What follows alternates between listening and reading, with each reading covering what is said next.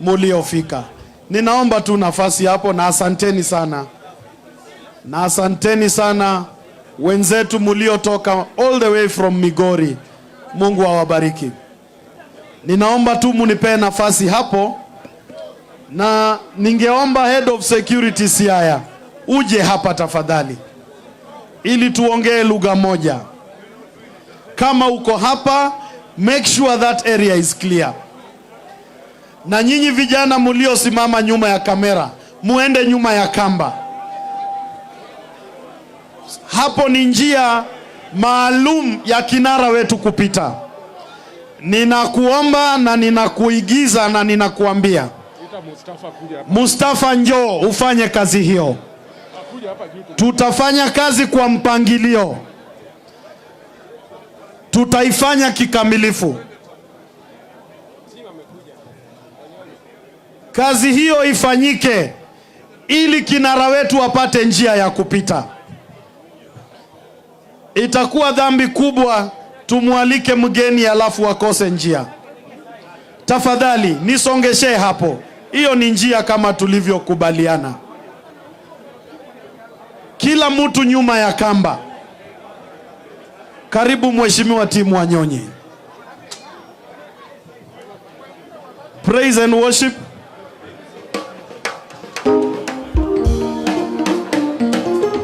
Niseme nini Bwana, niseme nini Bwana, niseme nini Bwana, kwa yote nashukuru wewe. Niseme nini Bwana, niseme nini Bwana, niseme nini Bwana, kwa yote nashukuru. Oh, niseme nini Bwana, niseme nini Bwana, niseme nini Bwana, kwa yote nashukuru wewe. Niseme nini Bwana, niseme nini Bwana, niseme nini Bwana, kwa yote nashukuru. Anawacha ngonya sacha, awacha ngonya sacha, nawacha ngonya sacha, akoni ero kamano. Awacha ngonya sacha, awacha ngonya sacha, awacha ngonya sacha, akoni ero kamano. Awacha ngonya sacha, dawacha ngonya sacha, dawacha ngonya sacha, akoni ero kamano. Awacha ngonya sacha, awacha ngonya sacha, awacha ngonya sacha, anayo kamano. Kibono to mitima na dawacha ngowa.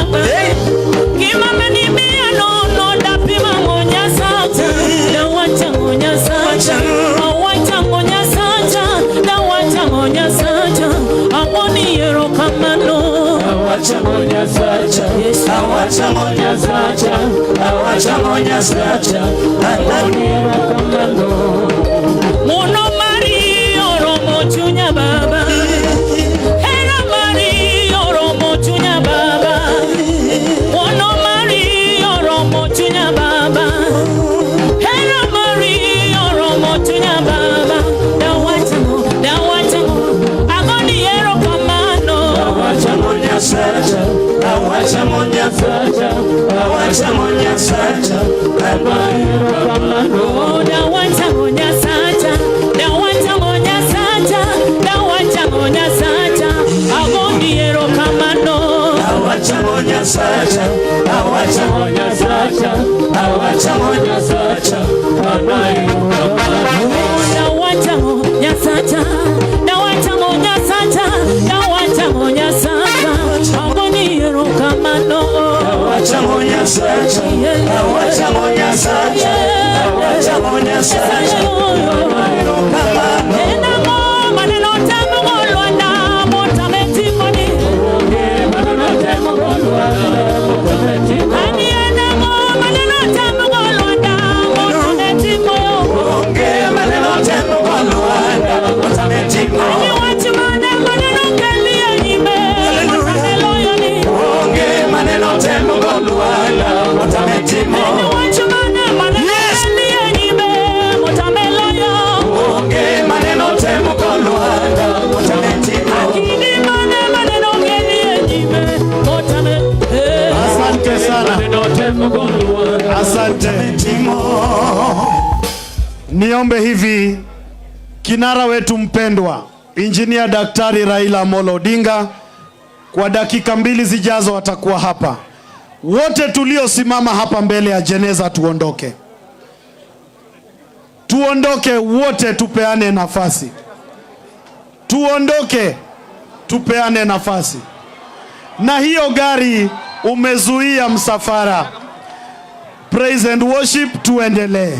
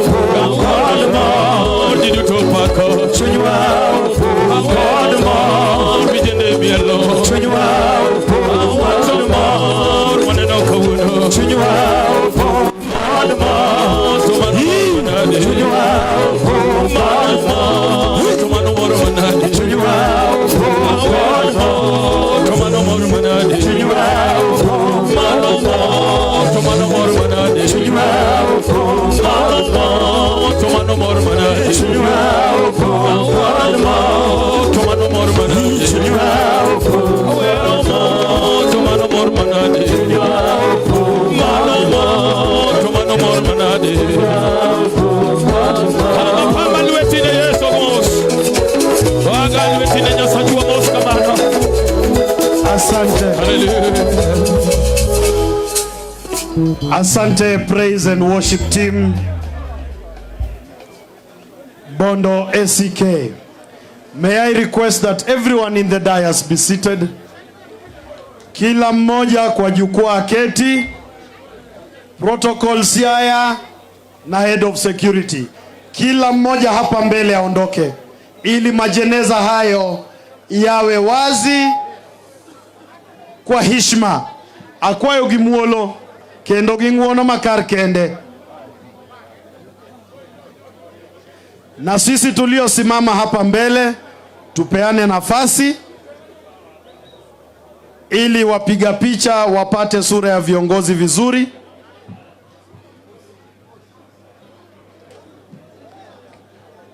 Kabla tuendelee, tafadhali waliosimama hapo, nyinyi wote, na ifanyike kwa haraka. Tupatie familia heshima na nafasi wanayostahili. Ili tuanze rasmi, niombe sote kwa heshima kuu tusimame kwa wimbo wa taifa, kisha tuanze ibada rasmi. Kofia zisizo rasmi ni kuombe kwa heshima na taadhima kuu tupate kuzivua. Wimbo wa taifa.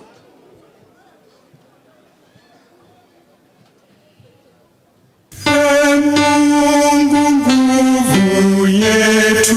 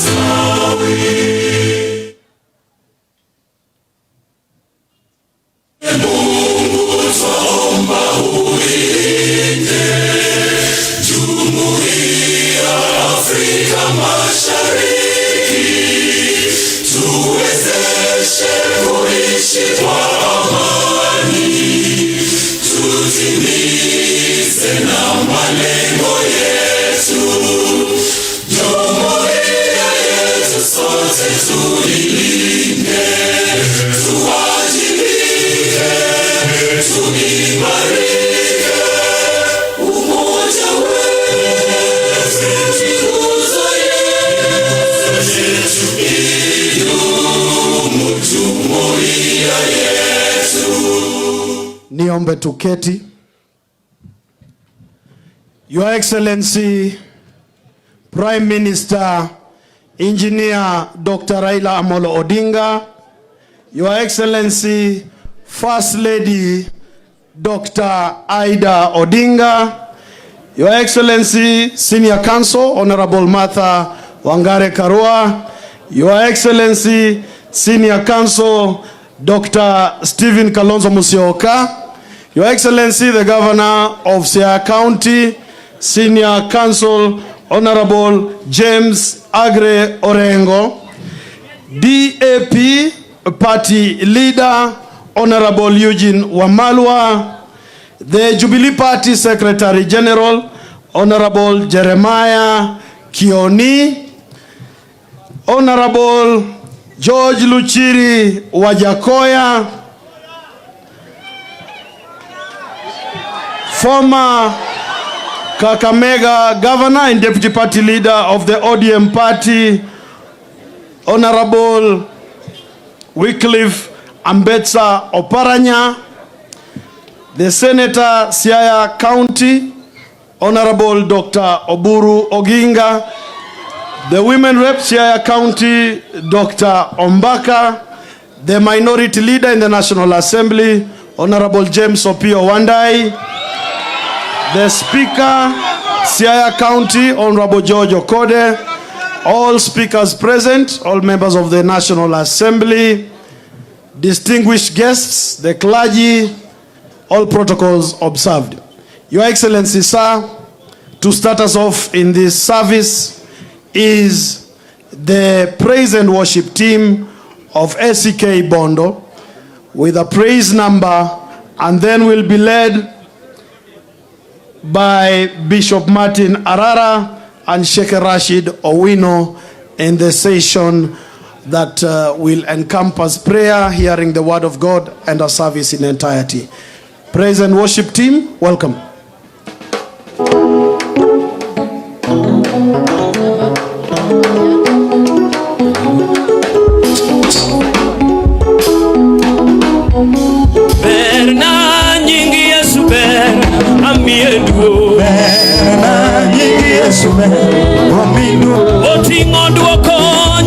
bwana berna miye duo Yesu mero miduo okelo geno kama geno rumo amiye duo na nyingi Yesu mero miduo okelo geno kama geno rumo apako Yesu lo na nyingi Yesu mero miduo ochungo miere moseko Yesu amiye duo na nyingi Yesu mero miduo wacho kuom nyingi te nyingi Yesu konyo ya kawuono ni na nyingi Yesu mero miduo wacho kuom nyingi te nyingi Yesu paro ya kawuono ni na nyingi Yesu mero miduo wacho kuom nyingi te nyingi Yesu paro ya sinende ni na nyingi Yesu mero miduo wacho ber na nyingi Yesu kende nego miduo na nyingi Yesu mero miduo wacho ber na nyingi Yesu kende nego miduo na nyingi Yesu mero miduo ono ber na nyingi Yesu ber amiye duo na nyingi Yesu mero miduo okelo na geno kama geno na orumo apako Yesu lo na nyingi Yesu mero miduo ani Yesu nogoyo erone gimbe amiye duo na nyingi Yesu mero miduo Seko yalo buchego mama chando miere apako Yesu lo na nyingi Yesu mero miduo ono ber na nyingi Yesu ber amiye duo na nyingi Yesu mero miduo ani ber na nyingi Yesu ber apako Yesu lo na nyingi Yesu mero miduo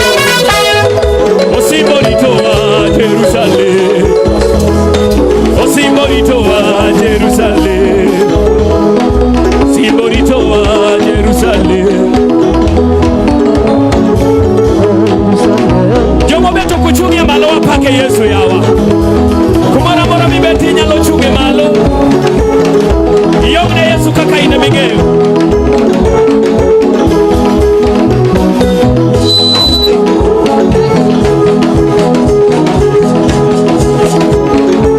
Awinjia sigala gala ne Yesu wa Ipamu gimalo kama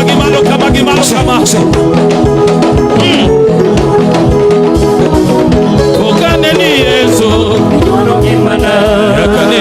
Pokane ni Rabi kiweo ya mawasigoloya Pili kedona yatendolwe Abinayo pili kedona epo kiweo mawasigoloya Sigane no loro ya gidwaro ngimana Tego simbane no loro ge okeyo gi ora birio Chungo tunga malo kaka tungo jowi Osiepa ise viro ya gimomale epo kiweo malwengoloya Pokane ni Yesu gidwaro ngimana Pokane ni Rabi kiweo ya mawasigoloya Pili kedona yatendolwe Abinayo pili kedona epo kiweo mawasigoloya Sikane no loro ya gidwaro ngimana Tego simbane no loro ge okeyo gi ora birio Chungo tunga malo kaka tungo jowi Osiepa ise viro ya gimomale epo kiweo mawasigoloya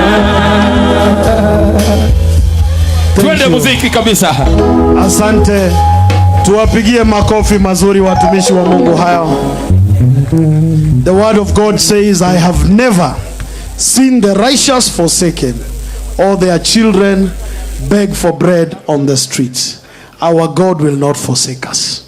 As we begin, may I invite Bishop Martin Arara, Sheikh Rashid Owino to start us off officially in the service. But even as they come, may I request you standing here, you are standing right in front of the families. Can you imagine the families are unable to follow the proceedings here? With all humility. Unajua jamii ya Waluo ni watu wastaarabu ambayo mambo yao inafanywa kwa mipangilio. Nimeomba kwa heshima protocol Mbeka pamoja na head of security, hata nyinyi mliosimama hapa mbele, kila mmoja nyuma yenu hawezi kuona.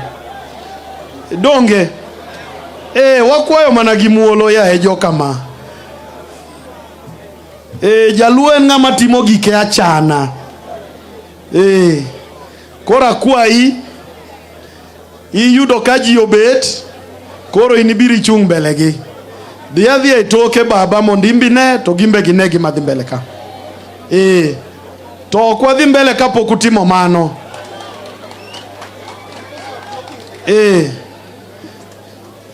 Tima piyo piyo baba, ori nyalo bet piny ka dok chien tekni. Beda piny ng'ane. Tima kaka koni no. Jaogudu marachar chaya ya kwai baba.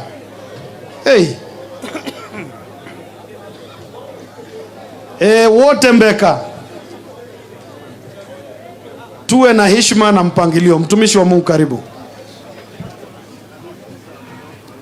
Tuombe. Bismillahirrahmanirrahim. Kwa jina la Mwenyezi Mungu, mwingi wa rehema, mwenye kurehemu. Shukrani zote inastahiki Mwenyezi Mungu, Mola wa viumbe vyote ardhini na mbinguni. Wewe tu ndio tunakuomba na wewe tu ndio tunakuabudu. Tunakuomba utuongoze tukianza ibada ya leo mpaka tutakapomaliza. Subhana rabbika tamu yasifun. Assalamu alaikum salim walhamdulillahi rabbil alamin. Amin. Asante Sheikh Rashid. Basi tutatolea tupate maombi ya Kikristo kutoka kwa Bishop Elias Sewe, baadaye nitawaongoza. Tukainukeni tukaombe pamoja. Baba wetu aliyeumba mbingu na nchi, wacha fadhili zako na neema zako zikashuke katikati yetu. Wewe ni mifinyazi, ulituumba ukitupenda, ukitujali. Hata wakati tunaombolesha na wenzetu ambapo watu wao waliwawacha, wacha neema zako likatambalaki mahali hapa na uwema wako ikakae ndani yetu. Tunasema ni asante kwa yote ambapo umetutengezea siku ya leo, ili jina lako likatukuzwe. Katika jina la Yesu tumeomba na kuamini. Amen. Tukae chini. Tuko kwa ibada, tunaomba utulivu ya kipekee tunapoendelea na ibada. Naitwa Bishop Martin Arara na tuko hapa kama viongozi wa makanisa mbalimbali hapa Siaya, kutoka kila eneo, kutoka kila constituency. Tunajua tumekuja, tuko na huzuni, na tumekuja tupatie Mungu shukrani pia kwa kutuwezesha kufika hapa.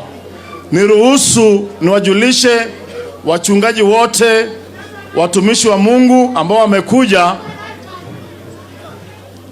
pole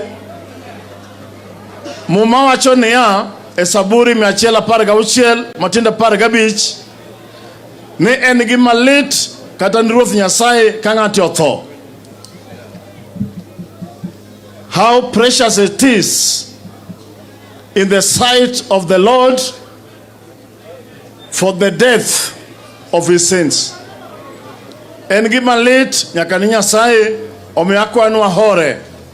Wan kod joti Nyasaye mokwongo Canon Joy Latong, wacha tukaribishe, amekuja pia tuwe naye hapa. We have Reverend Ezekiel Odhiambo. Ebu mkuje hapa, viongozi wajue watumishi wa Mungu ambao wamefika, tupate kuongoza hii ibada tunapotuliza mioyo ya watu wetu. Tuko na Canon Joy Latong wa SK, inua tu mkono viongozi wetu wakuone.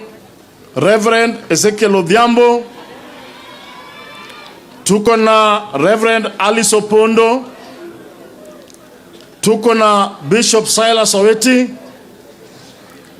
Tuko na Bishop Jackton Kadero. tuko na Sheikh Rashid Owino,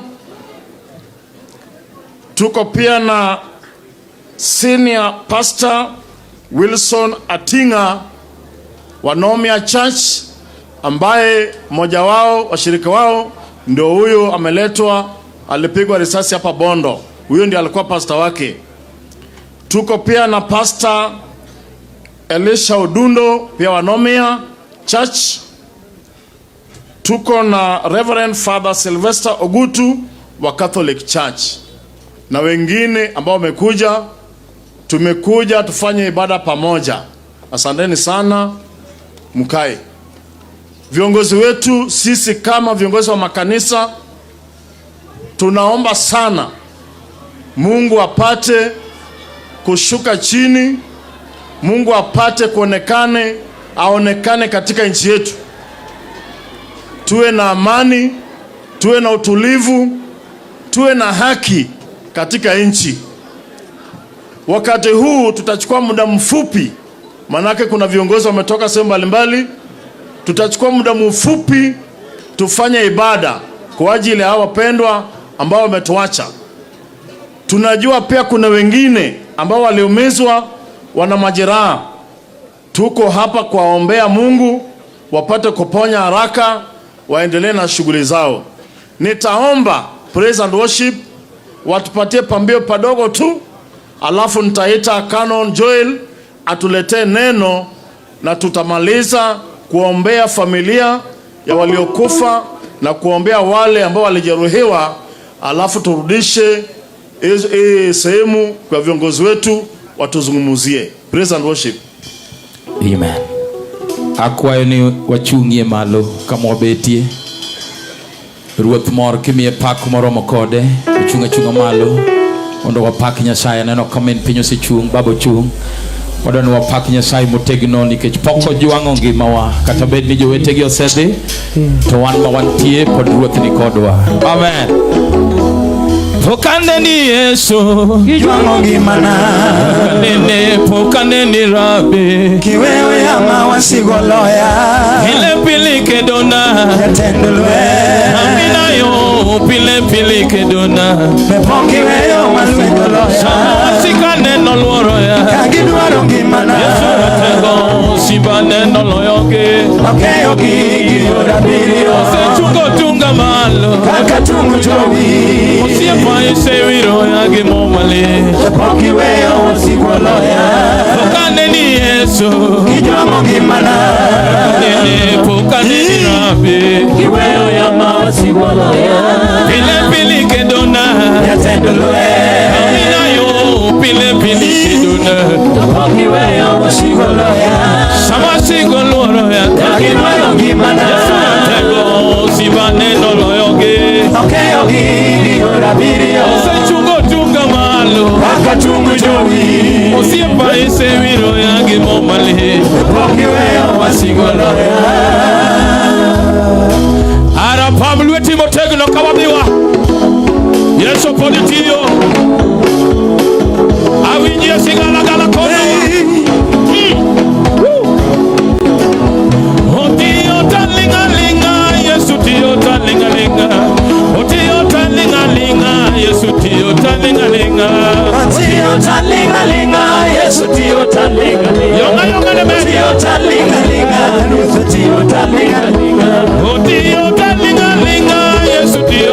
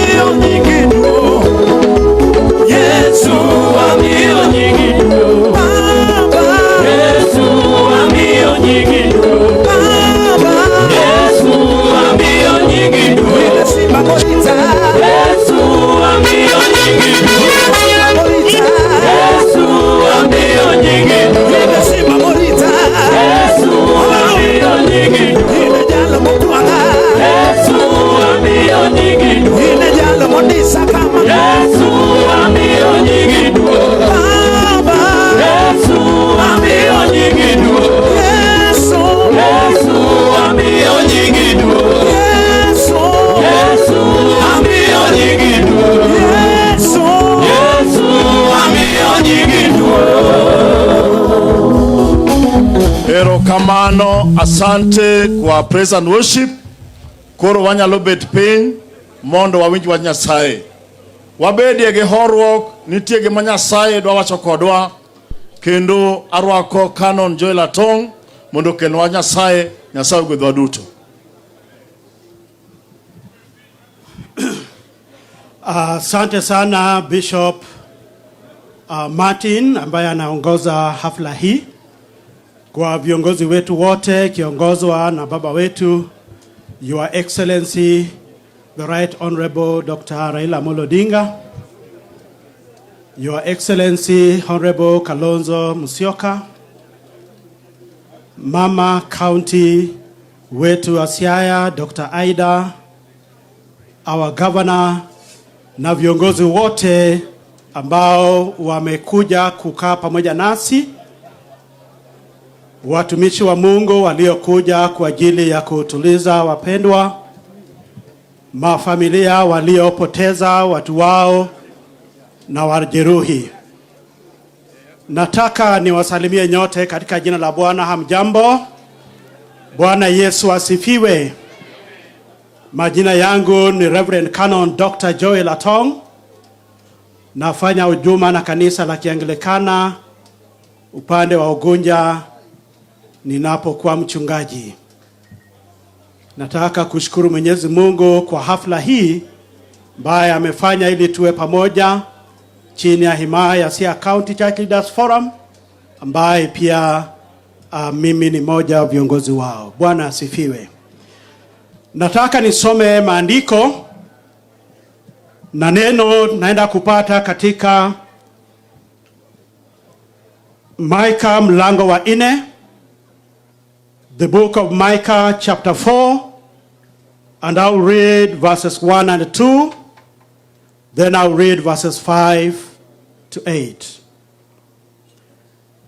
It shall come to pass in the latter days that the mountain of the house of the Lord shall be established as the highest of the mountains, and it shall be lifted up above the hills, and peoples shall flow to it.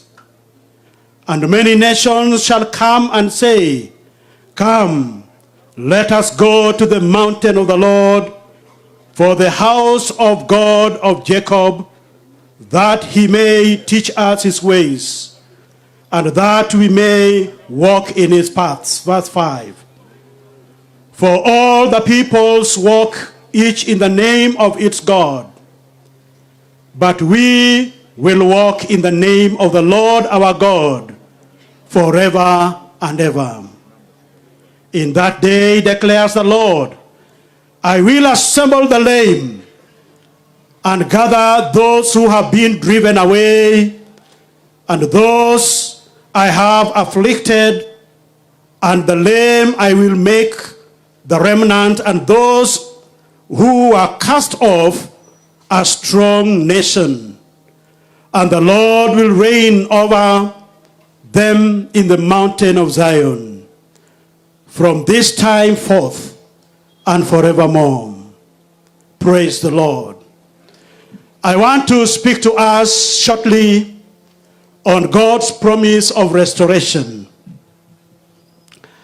Prophet Micah was a prophet in Israel, and he preached during the reigns of King Jotham, Ahaz, and Hezekiah, around the years of 8th to 7th century BC. He was the contemporary of Isaiah the mighty prophet and Hosea. During their time, they preached at a time when social injustice and oppression of the weak was the order of the day in Israel and Judah. The gap between the rich and the poor was widening by the day. The governments that made policies that did not care about the welfare of the people. The rich landowners lorded it over the poor, and there was great suffering. It is behind this kind of a background that God raised up his servants Micah, Isaiah, and Hosea. And I want to praise God that every time in the history of humankind, God has always raised up men and women to stand up for the cause of justice of his people. And as it were in the days of the Bible, and we are living in the days of the Bible, we are not short of memories of times when this nation has gone through real times of tyranny, oppression, injustice, and all manner of human injustices. But I want to praise God that God has always raised up men and women to stand up for the cause of justice and to stand up to fight for the rights of the people. I want to praise God that this day as we gather here, my brethren and dear leaders on the dais, we are living at such times as that indeed there is a lot of social injustice that are being meted against the people. And that it is, we are here today to condole with families of people, young men and women who have lost their lives, who have lost their property, who have lost their members, not for anything, but simply for young men who are standing up to say that they are hungry. And people don't seem to care. It is in that kind of a background that we are gathered here this afternoon to condole with these families and to pray for them. And I want to indeed thank the Right Honorable and the leadership for really seeing this as important, just to come and also pray with these families. It is our prayer that at the end of this day, there shall be hope and peace for these people. And so as Prophet Micah rebuked the self-centeredness of the nations and the leadership of his time, as he rebuked their greed, as he rebuked their injustices, as he rebuked even the false prophets that were there and would still pamper the injustices and the unjust system. And so it is our prayer that this morning the Lord will comfort and encourage our families. And I want to say, children of God, that as Micah speaks these words, he also remembers that indeed, even though they have suffered injustice, even though they have suffered loss, yet there is a God in heaven who cares for the poor, who cares for the weak, who cares for those who are vulnerable to fight for their cause.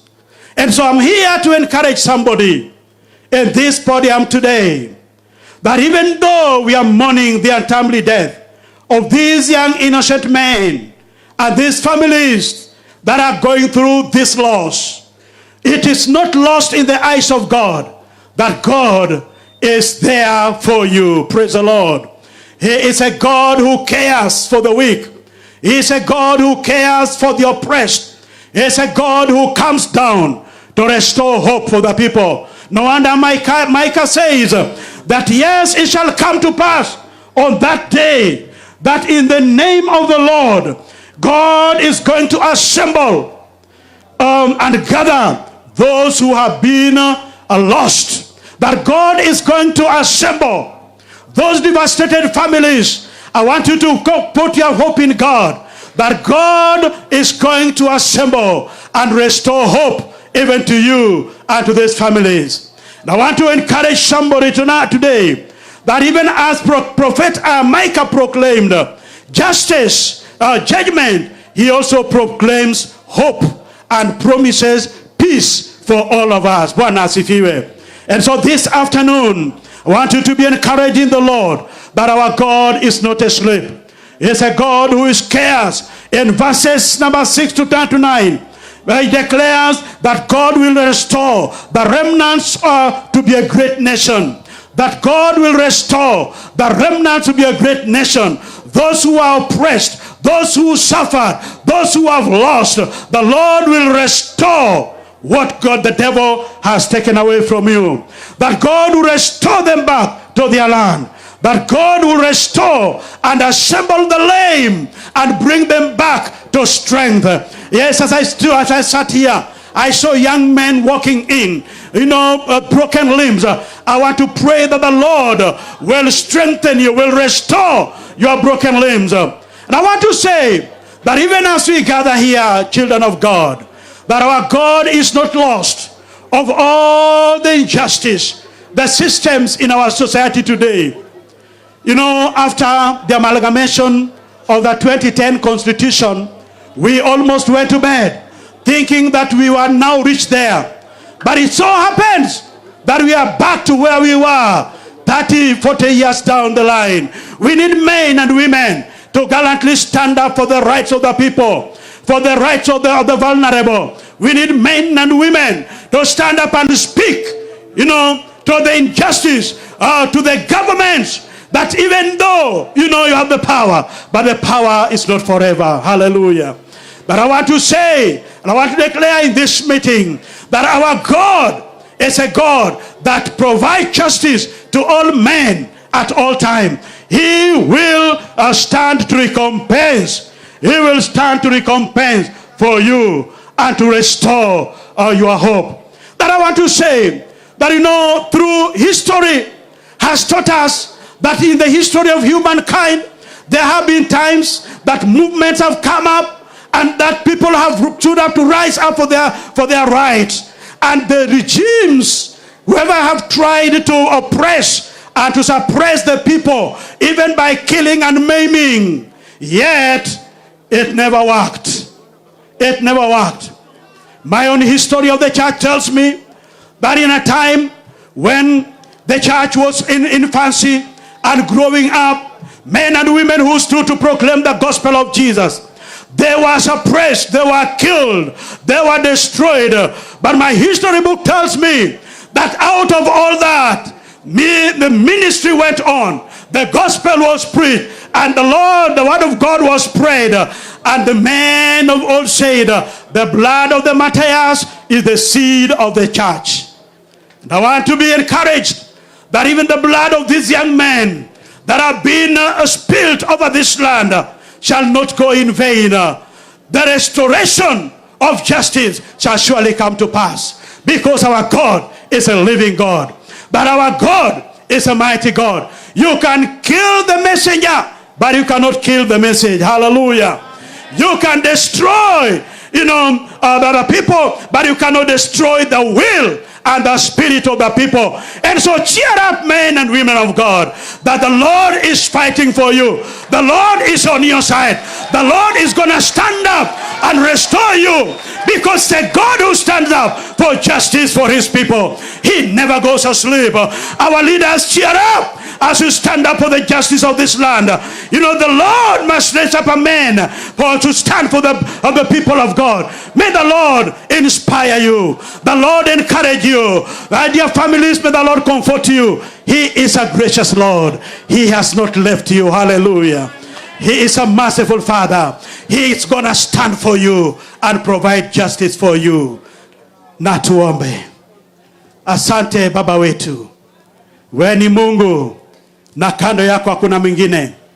Tunakuheshimu, tunakuabudu, maana wewe ni Mungu unayejali mahitaji ya watu wako. Na siku ya leo tunaposimama hapa, Baba, uturehemu. Rehemu nchi yetu, rehemu watu wako, rehemu familia wa watu hao, rehemu watumishi wako, kwa jina la Mungu Baba na Mwana na Roho Mtakatifu.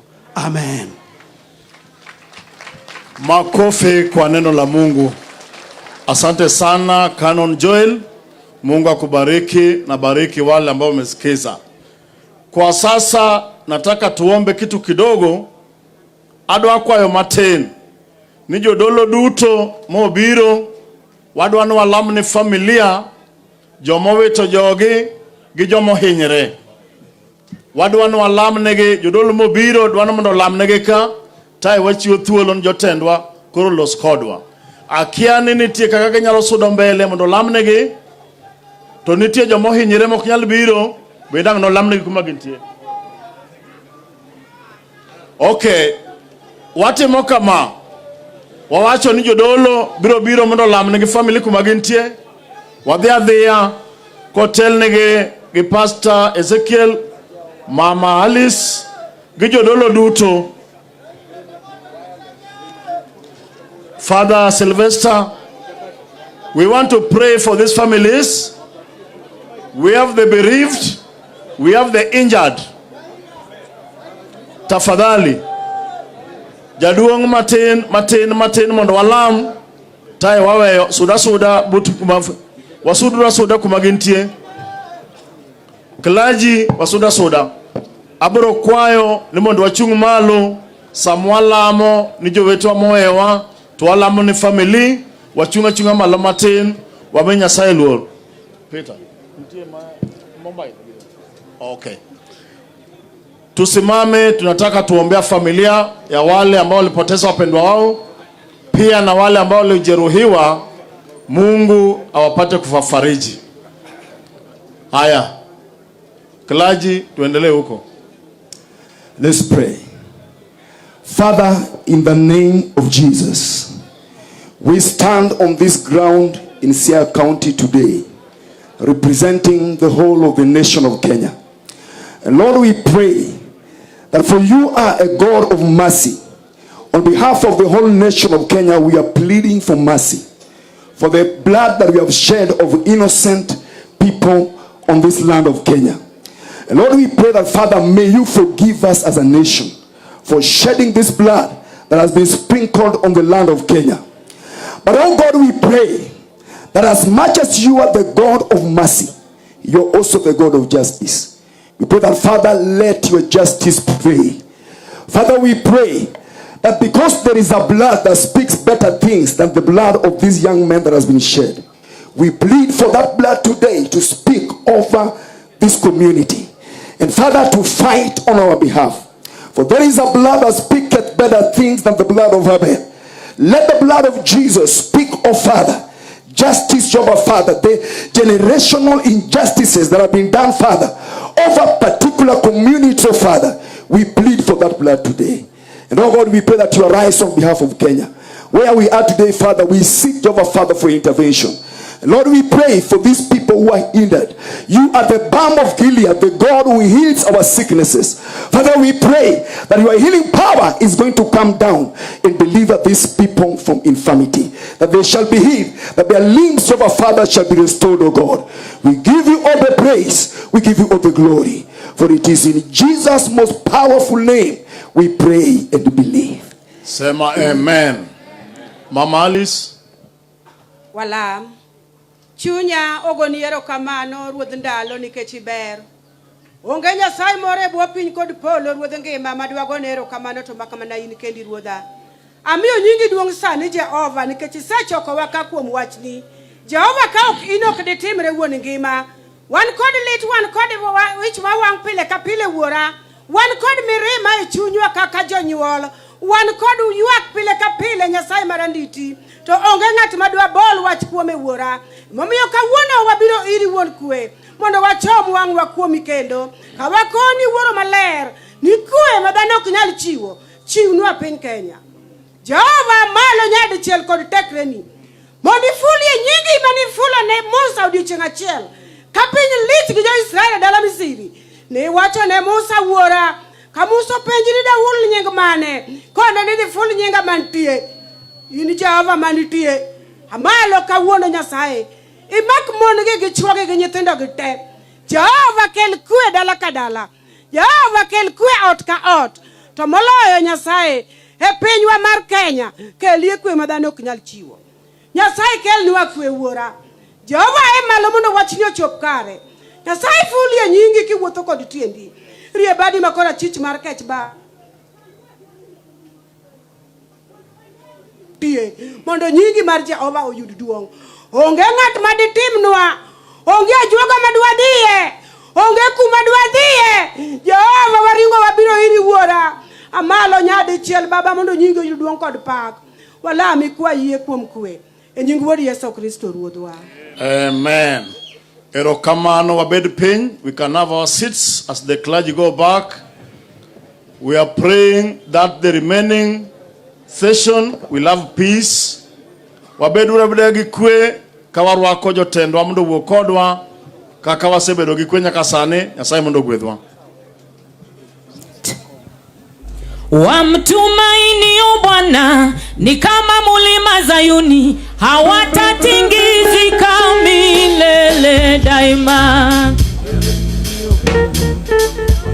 1 2 hawatatingizika milele daima. Wamtumainio Bwana ni kama mulima Zayuni, hawatatingizika milele daima. Wamtumainio Bwana ni kama mlima Sayuni, hawatatingizika milele daima. Wamtumainio Bwana ni kama mulima Zayuni, hawatatingizika milele daima.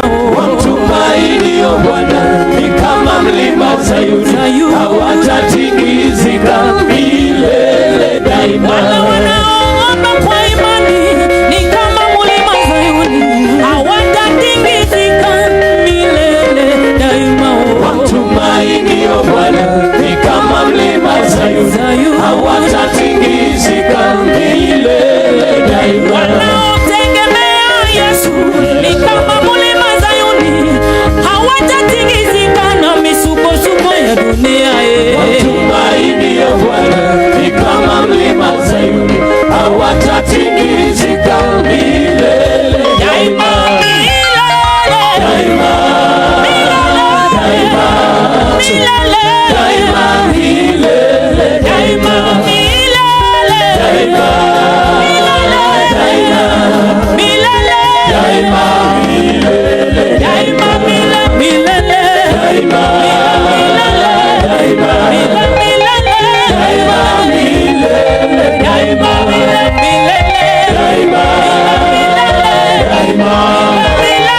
daima, milele daima, Niombe tuwapigie makofi praise and worship team ACK Bondo. Asanteni sana kwa kutubariki. Ninapomwalika mjumbe wa Rarieda Mheshimiwa Daktari Otiende Amolo kutuongoza kwa kipindi cha ratiba kinachofuata, ninakukumbusha bado tuko kwa ibada. Na tusalie na taadhima inayostahili ibada. Wale mulio na kofia niwakumbushe tuko kwa uwepo wa Mungu. Kwa heshima uyavue. Mheshimiwa Otiende Amolo, karibu.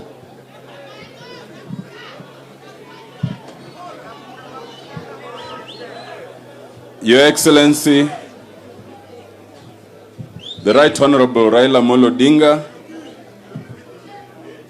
Min Piny, the Honorable Dr. Ida Odinga, Your Excellency, the Honorable Stephen Kalonzo Musyoka, Your Excellency, the Honorable Martha Karua,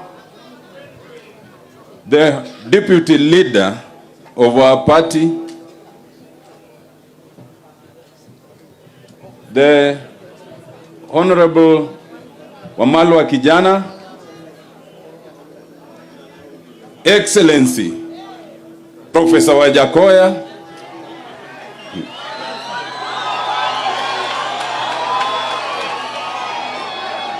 the Honorable Jeremiah Kioni, leader of the Jubilee Party, His Excellency, the Governor of Siaya County, James Bog Agri-Orengo, honorable members present, led by the Honorable Dr. Oburu Oginga as the Senator of Siaya, the Honorable Tim Wanyonyi, the Honorable Opio Wandai, the Honorable Rosa Buyu, the Honorable Dr. Christine Ombaka, the Honorable Opondo Kaluma, the Honorable Dr. Joshua Oron, the Honorable Sam Atandi, the Speaker of Siaya, Honorable George Okode, all the MCAs from all the counties here represented, the bishops and leadership of the church, but more importantly, the families of the deceased who are here present, who we are honoring today. Good afternoon. It is actually a very bad afternoon. We are in prayers. We are in mourning. We will move fast. We have families here of those deceased who are here with us. 5 families. We also have families of those who are deceased and were already buried last weekend. We were there with the Right Honorable Prime Minister in various parts. We have the family of David Otieno Agan, who was killed here in Bondo, from Siala Kaduol in Game. As I mentioned, the families just stand up for recognition. Family Mar David Otieno Agan, Chungurang Chunga, to huanegi uru. Agano Toilwen. One family Mar Edwin Owino Mondi, killed in Bondo from Nyamor in West Asembo. Familia Mar Owino Ero. One familia Mar John Okoth Obongo, killed in Nakuru in Rwanda. Moa Uhendo in Alego. Ero huanegi uru. One familia Mar Moses Otieno Were, killed in Nairobi Ngomongo from Ukwala in Ugenya. Huanegi uru. One familia Mar Eliam Michael Oduor, killed in Kisumu Nyamasaria from Simur Kondiek in Ukwala. Huanegi uru. One familia Mar Eli Otieno Pio, killed in Nairobi Kamukunji from Luala in North Sakwa. Huanegi uru. One familia Mar Harris Ochieng, killed in Ketengela from Sinaga in Game, already buried. Huanegi uru. Wangi jowa moko mano hinyre. Moko nika, moko podni osiptal. Abro luonga chiel kuom gi kende. Mondo wuo machuok. Victor Oreme, Victor B. Mondi nyisgi kaka ni hinyri e yo machuok. You will speak on behalf of all those others who are injured. Because we have some stupid IG who says no one was killed, that no one was shot. He's dancing on the grave of our people.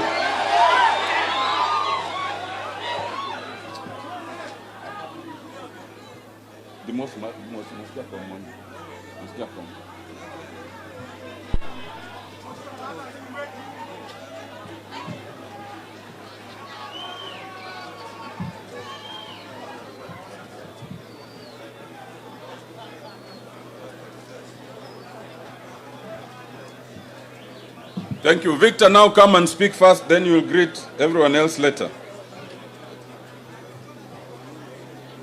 As Victor is coming, I want the media to say this,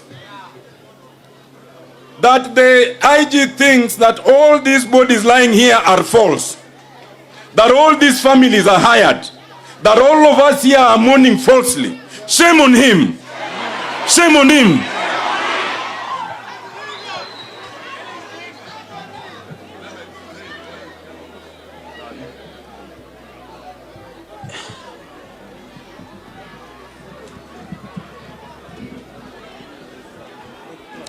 Yes.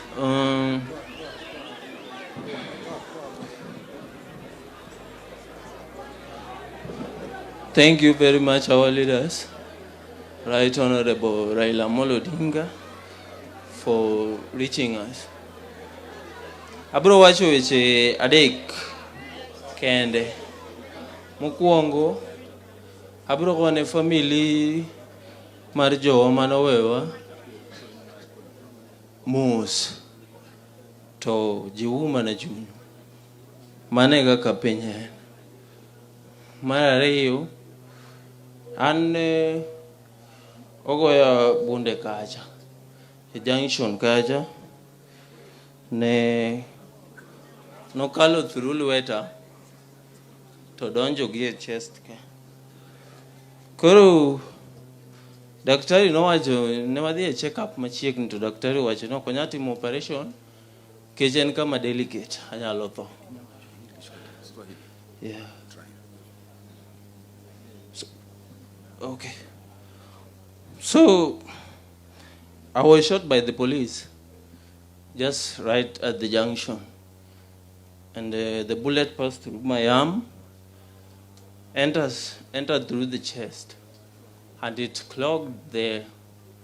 So recently we went for clinic in Russia. I stayed in a hospital for 2 weeks. We went there and the doctor said they can't do the operation, that I just learn to survive with the bullet.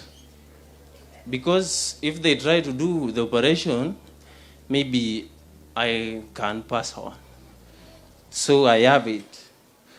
Ankore. Kuru. Mane situation. Kuru. It's something that has happened. We have to continue with life. But thank you so much for reaching it. And just so you know, Victor Oreme from West Uyoma is here living with a bullet in his lungs. It cannot be removed because it is delicate. And his life is in the hands of God. Shame on the police. Shame on the police. It's all right, Victor. Just sit. It is okay. Wawe ne Nyasaye ma wuod kokiri. Wuod Uyoma jararieda. It is all right. We had already introduced the families. I will invite only one person to speak on behalf of the families, and that will be Mama Dorothy. Where's Mama Dorothy Shinia? Mama Dorothy Oguta, the mother of Edwin Owino, who was also shot here in Bondo. She's from Nyamor village, West Asembo. Mama Dorothy, if you are near, just come and speak on behalf of all these bereaved families.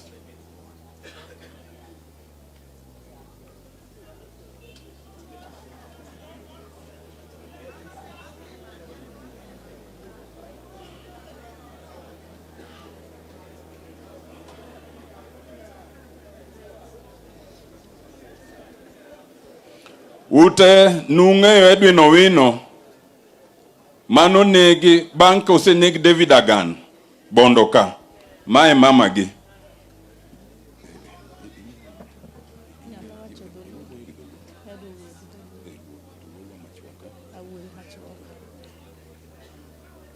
Erokamano ni jatendwa makawuono biro kuyo kodwa Dr. Honorable Raila Amolo Odinga gi team duto mar Azimio mobiro kuyo kodwa wa jonyuol duto mwayudo chandruok. Agone gi erokamano kendo amoso uduto nokweuru. An nyinga Dorothy Oguta, anya Uyoma Kagwa, akuo Ruoth Yesu en Ruoth. Edwin ne ni Bondo ka.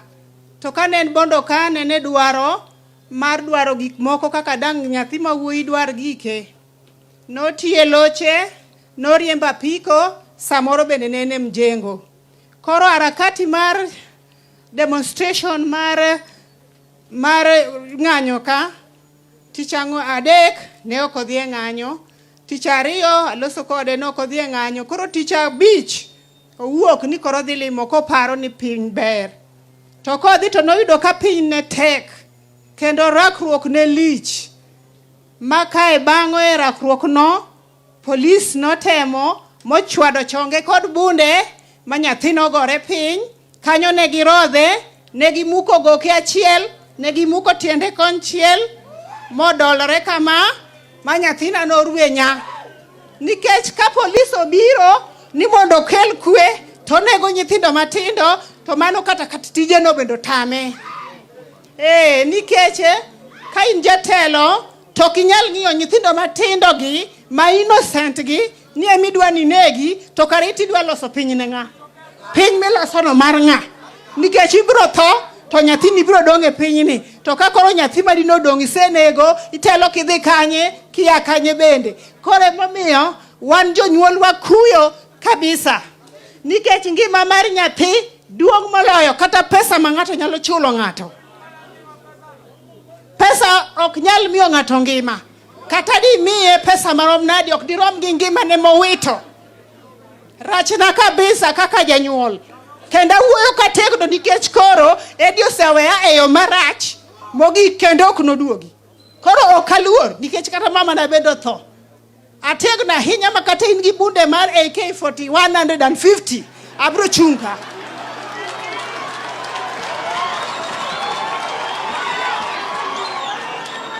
It is very painful. Rach kendo rach. Akwedo kendo akwedo e okang' mamalo. Nyithindo motho gi eki moko gin gi nyithindo kata monde gi bende. Tae bende gin gi jonyuol gi familia gi. Samoro dwaro eka mondo dagi moro mane odong dala kucho yud chiemo. To kobiro kae to kori dwanege ka ok inono nyathi minego ni ok ber. Omiyo kata kichulo to ok nyal romo to nyaka chulgi nikech monde gi nitie ato mara onge gi dhako anyalo wacho ni Nyasaye romo to moko nigi nyithindo gi monde gi magiweyo gi jonyuol gi koro adiera kod haki temnwa uru mondo oyudnwa mondo nyithindo gi oyud justice kata oseikigi to giyudi haki gi bende nyaka giyudi matin nyaka gibed compensated. Awacho koso kawacho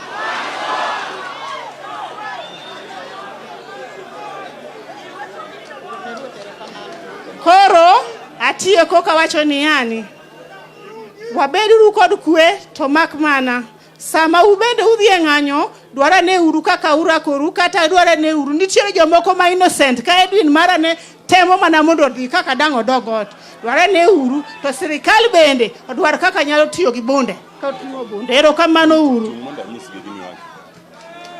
Let me just translate. This is Mama Dorothy Oguta, the mother of Edwin Owino, who was shot by the police here in Bondo. She's spoken in Luo, and she said that Edwin was shot a day after the Maandamano. He was not even part of the protesters. He was just here in Bondo trying to go to his house.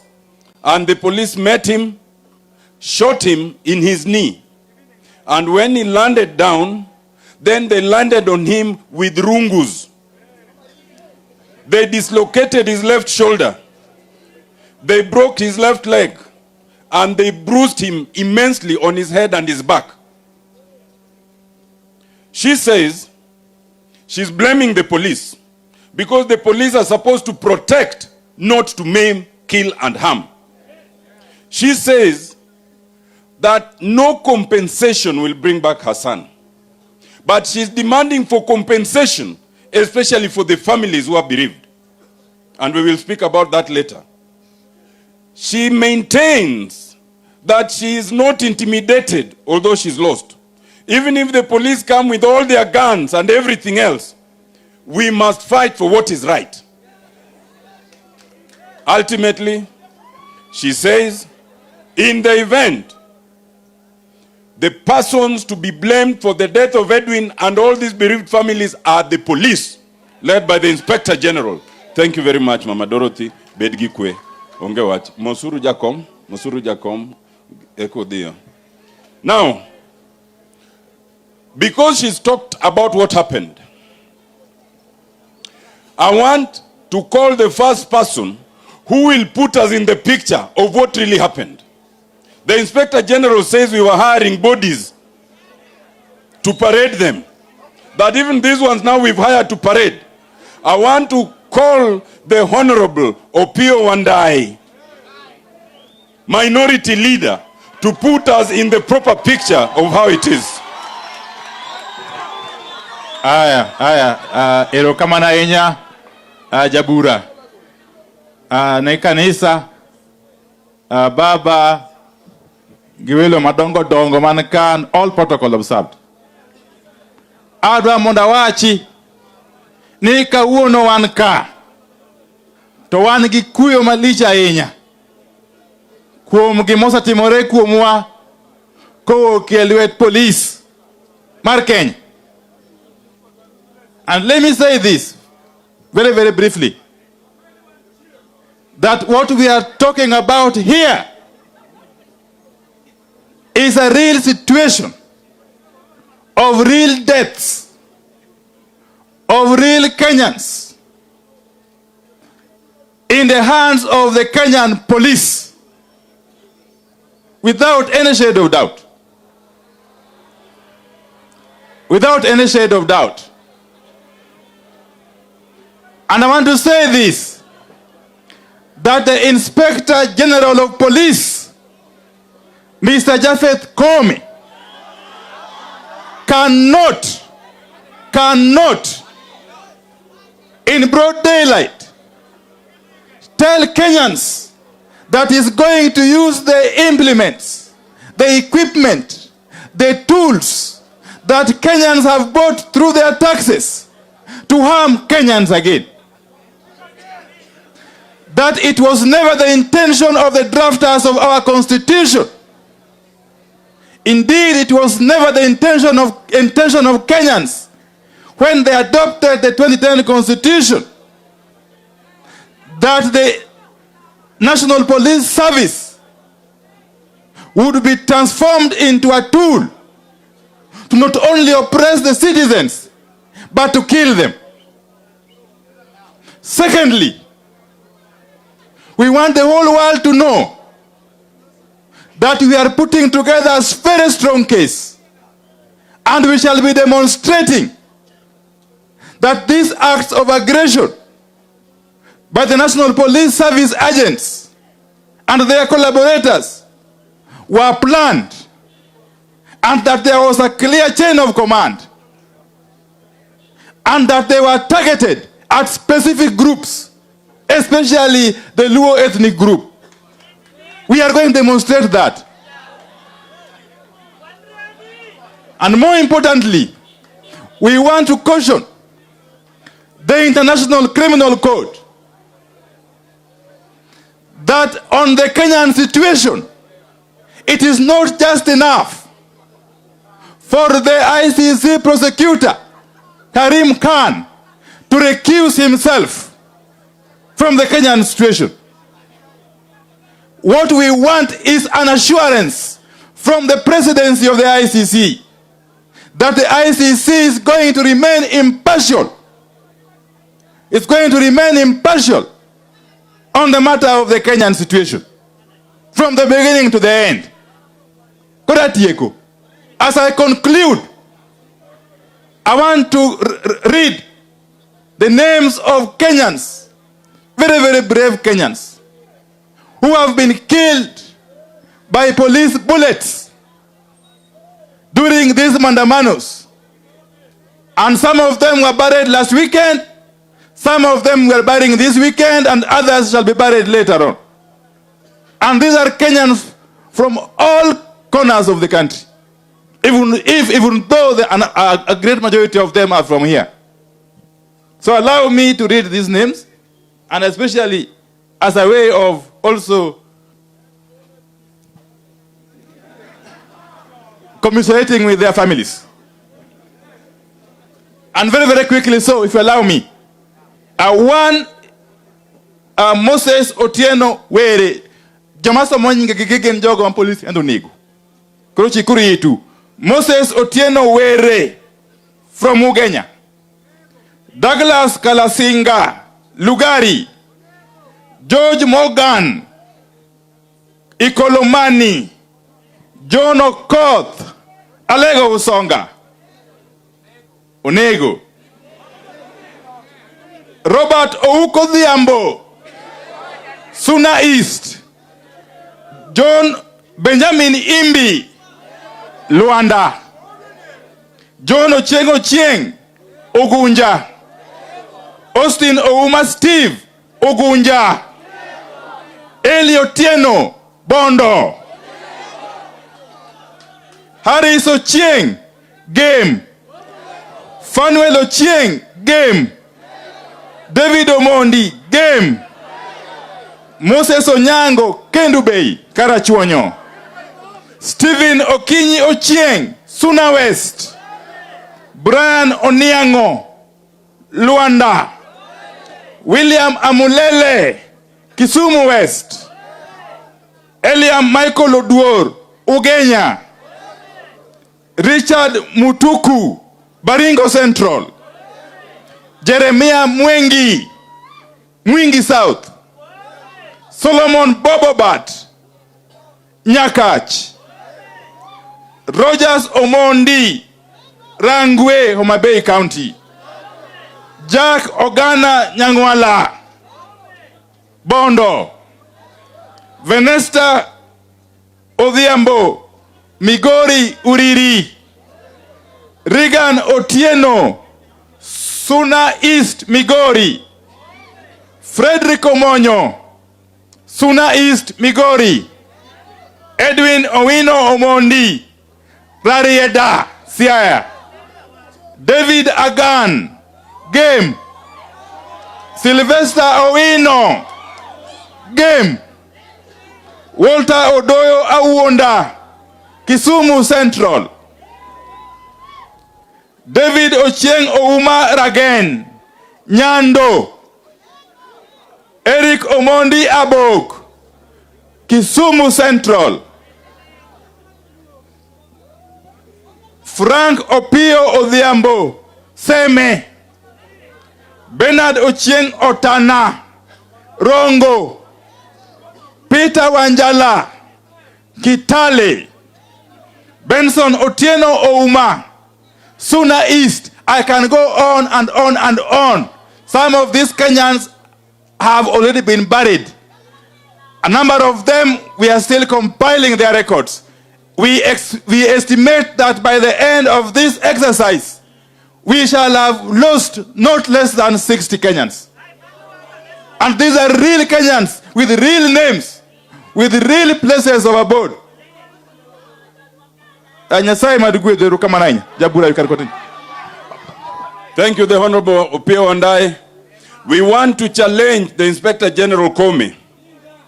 Tell us which of those names read by Opio Ondai who was not killed by the police, who died of other causes and was hired to be included there.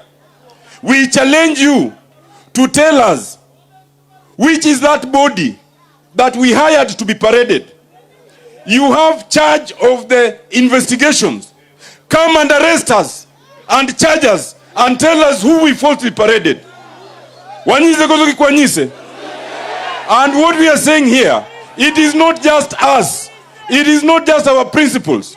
Amnesty International has investigated and confirmed. The Independent Medical Legal Unit has confirmed. The Law Society of Kenya has confirmed. The Kenya Human Rights Commission has confirmed. For the avoidance of doubt, let me now invite the Deputy Director of the Kenya Human Rights Commission, Mr. Cornelius Oduor, to come and speak to you and confirm these facts.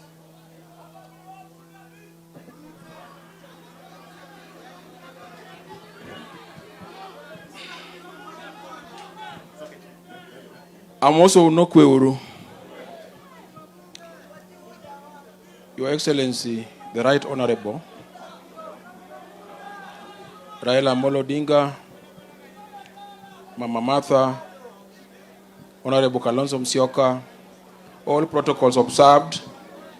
I stand here on behalf of Kenya Human Rights Commission to show solidarity with our brothers who have left us in a very unfortunate circumstance, just because of exercising what the Constitution guarantees in Article 37, the right to picket, to demonstrate.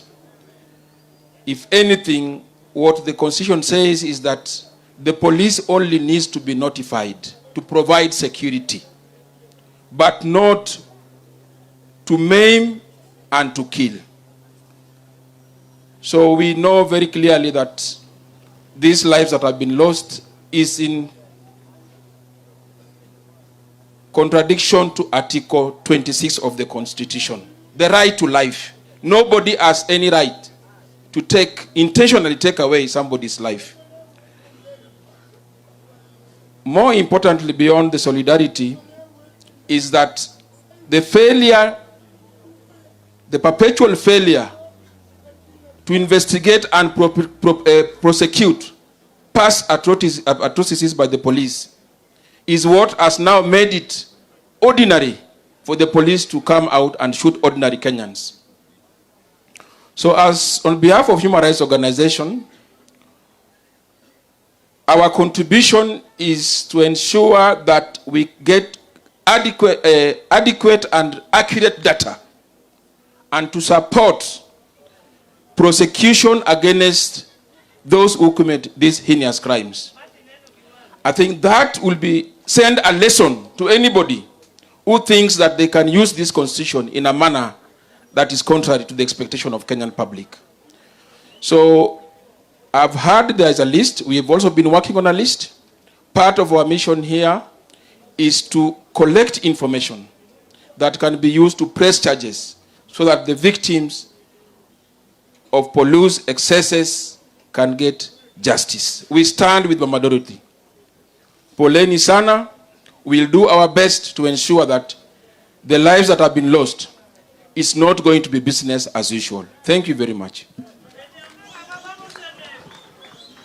Thank you, Cornelius. Now, I want to invite my colleagues, and I request that we be brief because this is actually a very solemn mass ceremony.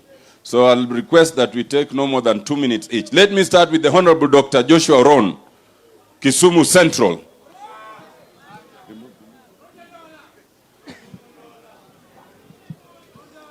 Your Excellency, Right Honorable Raila Odinga, Your Excellencies and other party leaders, Yodala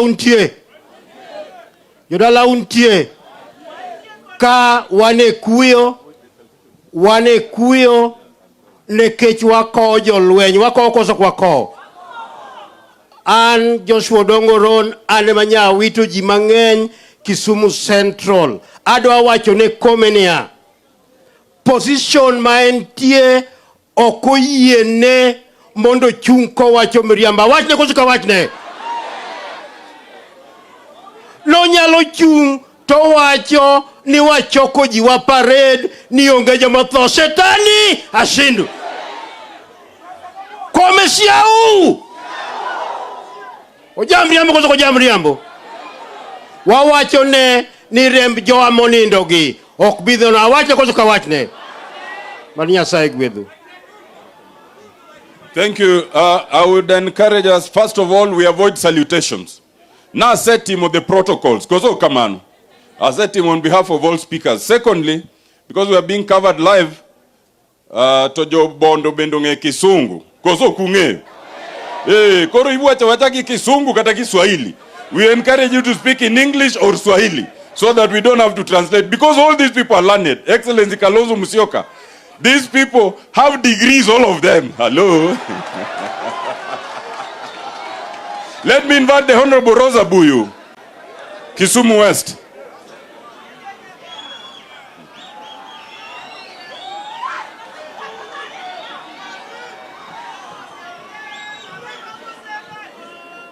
Ya wakata katek nade to nyaka mosu gi dholuo ni kakalo kuom jakom gi jotelo duta moso uno kwe uru.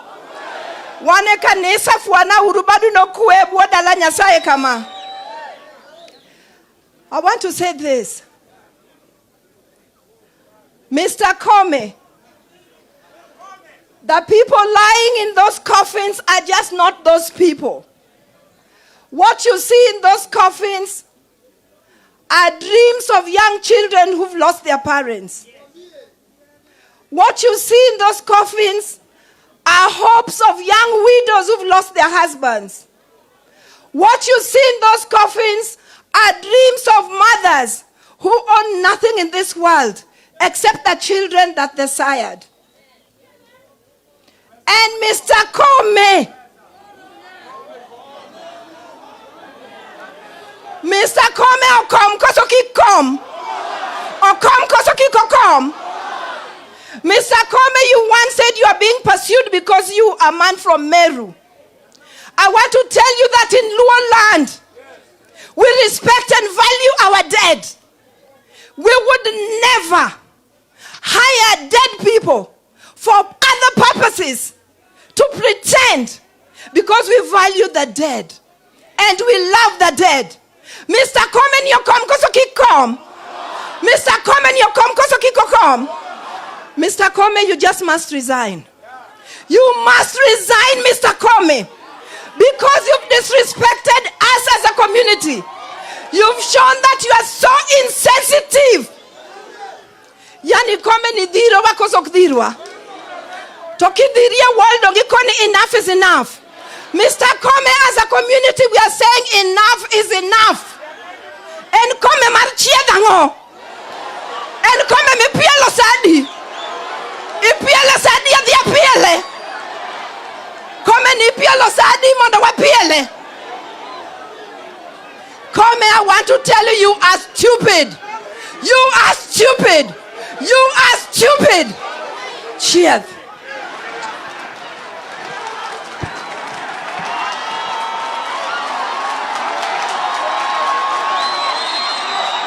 Hello? Hello? Let me now call the Honorable Sam Atandi, Atan Meli, Alego Usonga. Aya, Jodalawa Untie. Baba Raila Amolo Odinga and the leadership of Azimio present, the family of the bereaved, and our church, I want to be very brief. Article 245 of our Constitution outlines the character and the responsibilities of the Inspector General of Police. In that article, the character of IG is explained. That person is supposed to act independently and should not be guided by anybody. But the Inspector General of Police we have today acts like an agent of the UDA party. He is not the man who is supposed to act in that capacity as the IG of Kenya. In the recent past, Kome has said that we hired corpses, that the police did not kill anybody. He has also said that our people, that the Azimio coalition was targeting him because he's a Meru. What I want to say is this, that in my view, this guy is mad, he's not normal. This guy should be taken to Madare for mental assessment. Because we cannot have a mad person presiding over our police force. That is not allowed. Therefore, we want to urge that this guy be taken to Madare so that he can be sorted out. Secondly, many of our people have died. And this is not the first time.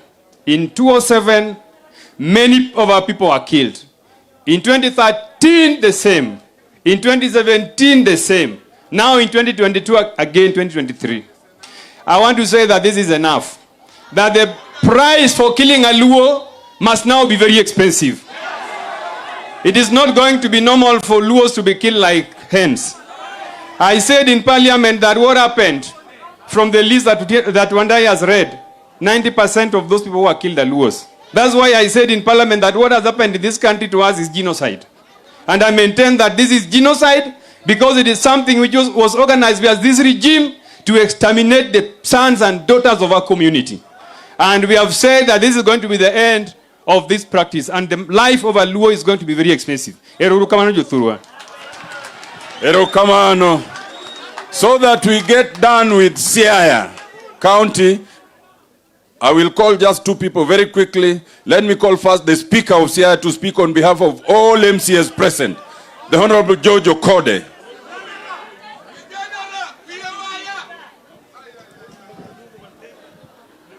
The Azimio leadership, the families of the bereaved, the families of the maimed, Jothuru Auntie, Odichieng makawuono wadwa wacho matin, tabro wacho gima jopiny gombo ni mondo wachi. Baba mokwongo tik tik adwa gone jopiny gi erokamano kuom chung sama nidwaro ne jopiny mondo chung. Ne uchung koso ok nuchung? Sama nidwaro ruedhi mondo dhi e ndara ne udhi koso ok nudhi? Kidwaro ruedhi kiny kendo e ndara ubodhi koso ok ubidhi? And I want to put that in English for the benefit of the leadership that is visiting here today. That our people have said unanimously that should there be need for our people to go back to the streets, they will go. Udhi koso kudhi? And because I'm speaking on behalf of the local leadership, I want to thank very sincerely the MCAs that led demonstrations on our land. Because we have classic examples, mag MCAs that were summoned to go to the police and record statement. We also have one special one whom they arrested, put in the cells, had no charge, but presented him in the courts. Otare, will you stand wherever you are? Otare marandere ni negi mako magitero money in the cell. And we want to say that we thank you because you have a heart that is bigger than your size and you have dared them to arrest you even tomorrow. Bondoka, nenitie Oliverika, nenitie Otiato Francis, mabende kod min bondo, mabende nobedo summoned ka police, and they have told me on your behalf to promise that it does not matter how many times they will be summoned, it does not matter how many times they will be arrested, they will go to demand for the rights of the people, alive and dead. And as I finish, the Inspector General of Police and the Kenyan government, it cannot be gainsaid that we have police who are acting on behalf of illegal instructions from the government. And to the Inspector General of Police, the law requires you to be responsible for what you say. The Leadership and Integrity Act demands of you that you be responsible for what you say. And when you give misleading information, you will be answerable for that. And we dare you, if you believe, strongly believe, that this is just games, then put an affidavit to it under oath. Say that these people were not killed by the police. Then we will meet you. Omundu kwangono, omundu. Umundu kwangono, omundu. Thank you very much. Thank you, Speaker. The Honorable Dr. Christine Ombaka, Women Rep Siaya.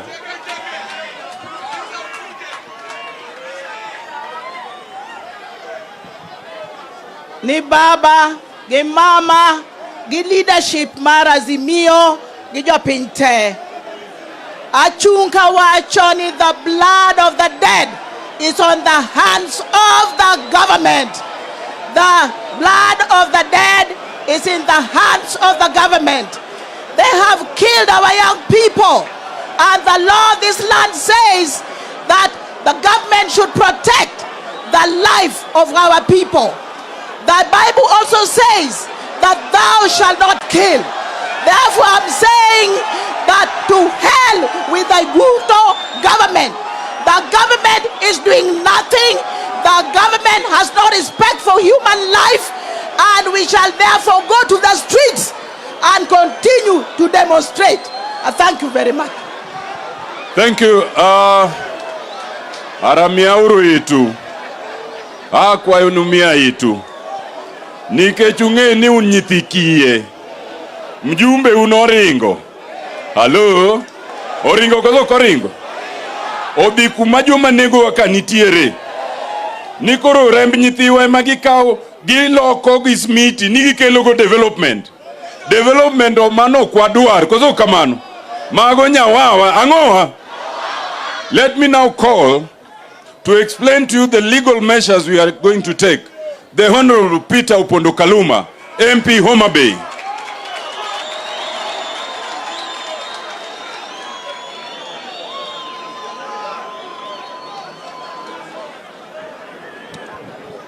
Your Excellency Raila Amolo Odinga and being short on protocol because of time. We normally meet in Bondo in good times. But today we are meeting in Bondo in very bad times to mourn our people who have been killed by the police. Jodala wa uinja. Lingura do wacho gimoka kike sungu dakika ariyo, then I just leave. Chikawuono wa kecho okwamor. I have a message to Baba and our leadership in Azimio. When Amin Dada became president, taking over from Obote by force, the first statement he made in the streets of Kampala was that all the specialized police agencies were killing Ugandans and they had to be disbanded, and he proceeded to disband them. I want you to review back and watch what happened. What happened is that a week after that, a shadowy gang of killers was created under Malia Mungu, and they went killing Ugandans for a whole decade in Uganda. When this regime came in, you were told that the specialized police units, and we had very good ones under President Uhuru Kenyatta. You remember our units who cleared the terrorists in Doseti in no minute. You remember the police squad which killed, cleared the terrorists in Garissa. And of course the others guarding our borders. They were called people who had been killing Kenyans extrajudicially, and they were disbanded. But Baba, I tell you, we met the new Inspector General, not Inspector, DCI, Director Amin, and he told us they just wanted to remove those specialized officers. Those people were immediately replaced by a gang called Operation Support Unit something. This is a killer gang which is not protecting the Kenyan citizens as other police were doing, but is killing them. It is this gang moving around in civilian clothes. It is the gang moving around in vehicles without registered number plates. It is the gang doing all these crazy things we are doing. As we fight for justice for our people, we must begin the struggle to disband that unit. Otherwise, you are going to preside over the killing of very many Kenyans. Jodala wawacho kusoka wacho. In Siaya, particularly in Bondo here, the killing of the demonstrators was led by the deputy OCS. And this is something only myself can say. And he's the one who was in charge of this operation, killing our people around. Jodala wawacho kusariambo. I need to tell you this, because we are not in good times. We will say it to date. In Kisumu, when they were not able to kill the largest number of Luos they had predicted, they brought the killer gang from Nairobi. And we went to the hospital at Jaramogi Oginga Odinga Teaching and Referral Hospital. Your Excellencies, there are people still suffering bullet wounds and struggling for their lives there, with bullets lodged in very delicate parts of their body. What I noted in Kisumu is that our people were being aimed at three parts: the head, the left side of the chest, meaning the heart, and the genitals. So the statement was clear. It is either you had to die, or if you survived, you had to be sterilized, castrated. You can never be a human being, and you cannot see a child again in life. And that is why we said in Parliament that this was planned genocide. This was planned genocide. And so there are measures we are going to take. As I end, I had President Ruto indicate, in fact, congratulate the police. And I want to tell the President, you want to tell Ruto today that we are very happy. May the cries of these widows, may the cries of these orphans today confirm to you and the dead bodies in those coffins that the police did the good job you are doing. As Luos, we remain in Kenya because Baba has taught us to be Kenyans and never to leave Kenya. because we are not invitees into Kenya and we are not living in Kenya. Jodala wakozo wa Kenya. But we need to tell Baba. Ni Baba jawagi wacho ni gichakol gi Kenya, gichakol gi Kenya. Jodala wa uol koso kuol. Atieko kawacho ni I had the CS for Interior, my former good friend Kindiki, ask where our people are. Wamepotea kwa nyasi gani? Brother Kindiki, our people are in those coffins. But the ones who are not killed under your command and lawful command are waiting for the day Baba will call them to protest for rights, because that is a constitutional right. So here they are. To a guy called Koome, Amolo, let us agree. As leaders, we cannot be crying with the people as if we don't have solutions. The Constitution allows for the bringing of a petition to remove an Inspector General of police who is rogue. And so we want the permission of these people who have lost, dear relatives today, sons and daughters, husbands and parents, that we go and petition in your name the removal of a rogue called Inspector General Koome somebody. And immediately that can happen. Amolo, adwa kwayo ni gimane wawacho ni terikot. Ngima mar Joluo has been made the biggest pot. The biggest pot. And gini no bedo planned. We will say much later. But wakauru case magjogi. And led by the senior councils we have, let us take a case in court that can bring value to these families whose loved ones have been killed by the police in this brutal. Jodala wiye. Eroru kamana. Ero kamano Pondo Kaluma. Let me now invite my brother, the Honorable Timothy Wanyonyi, Westlands. Please take to him the microphone.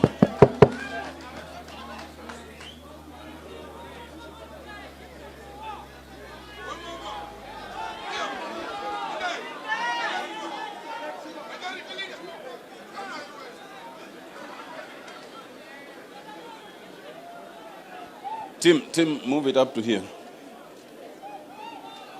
But now since you're here, you can actually just use it.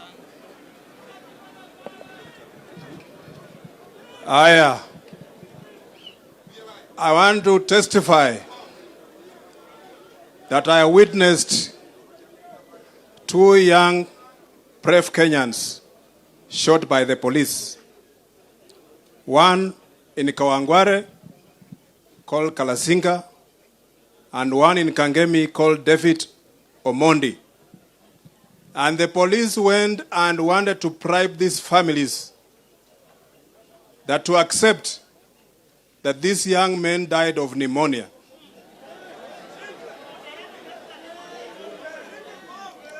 And we insisted that they must do a post-mortem. And Omondi was shot 7 times from the post-mortem. Kalasinga was shot in cold blood and was killed. These are real people. Inspector Koome must resign. He does not deserve to be in that position. Kenyans are not cockroaches. Kenyans are people, real people. And we have the right under our constitution to picket, to demonstrate, and to refuse some of the excesses that the government is doing. And we are not going to be cowed. We shall continue, and we are going to fight for these brave hearts that are lying there. That we Kenyans, we demand for justice for these families. We Kenyans, we demand for justice for any Kenyan who has been maimed or who has been killed. On behalf of the people of Nairobi, where the most of this violence occurred, I send my sincere condolences to the families and to the people of Kenya. God bless you. Thank you, Tim. Thank you, Tim. As Tim is going back, allow me now to invite, hello, Youth Leader Marwa. Hello? The one and only, the Honorable Dr. Oburu Oginga. Mondo koro wuokodu. Nyathi kich.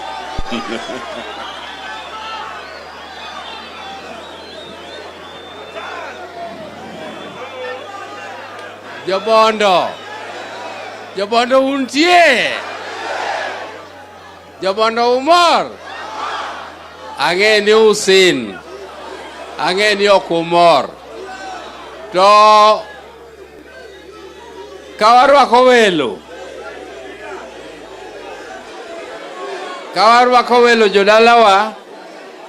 I want to say something. I don't want to talk much because today is a very, very sad day for us. And we have been blaming Inspector General for killing. But I think it is not the Inspector General. It is Ruto. Actually, it is Ruto. Because Ruto has severally congratulated the police for doing a very good job in killing Ken. He condemned chieftain.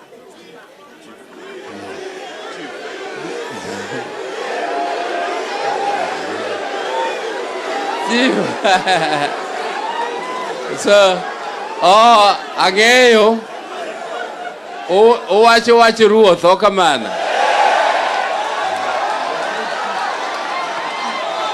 Adwa ng'isou ni ruoth en nyaguo Ruto.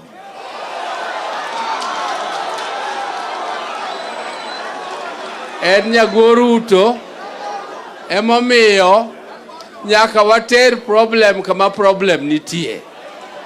Nikech problem wa mantie duto. When Ruto took over the reins of government in this country, he took the Bible and swore to protect the Constitution of Kenya. And once he put it down, Ruto is taking us back 40, 50 years back. And Ruto, we want to tell you that the Kenyans lost their lives fighting for the new constitution. Kenyans fought and very, very painfully promulgated a new constitution in 2010. When you, Mr. President, you were against it. You were against it and you said no to the new constitution. But when you took power, you said you are going to protect it. And now you have shown by your actions that you are not ready to protect the new constitution. That Ruto, you are reversing all the gains Kenyans have made over the years. And we want to tell you, Ruto, that we are not going to allow you, because by killing people, Ruto wants to cow you down. He wants you to be cowards. Ruto wants you to lose hope. Ruto wants you to be submissive. Ruto wants you to agree that he is the president so he can do whatever he likes. But we are warning you, Ruto, that these Kenyans have fought for independence. They fought for the new constitution. They fought tirelessly to have democracy in this country. And you are not going to be allowed to reintroduce one-party rule. You are not going to be allowed to reintroduce dictatorship in this country. We shall never will Kenyans again accept a dictatorship on our land. So Ruto, be warned that Kenyans will not accept dictatorship again. Jobondo, okwabi yene. Jobondo, okwabi timonade. Okwabi yene. Ruto tim gimoneno. Odhi odere. Thank you. Hey, Manataru Nyakoga, hello. Hello. Let me now invite. Hello. Let me now graciously invite the Secretary General of the Jubilee Party, the Honorable Jeremiah Kioni, to speak to you. Untie. Nimemaliza hiyo, imekwisha. Lakini kabla niseme mengi, muniruhusu nilete salamu za aliyekuwa rais Uhuru Muigai Kenyatta, na pia nilete pole zake kwenyu, kwa sababu haya maafa tumekuwa pamoja, tumekuwa na yeye pale kwa maombi, na anasema pole sana kwa familia. Niseme pia nimekuja kusema pole kwa hizi familia. Vile wenzangu wamesema ni kweli.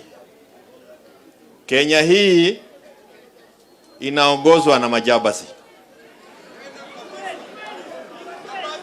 Na hawa majabasi chief wao ni Ruto.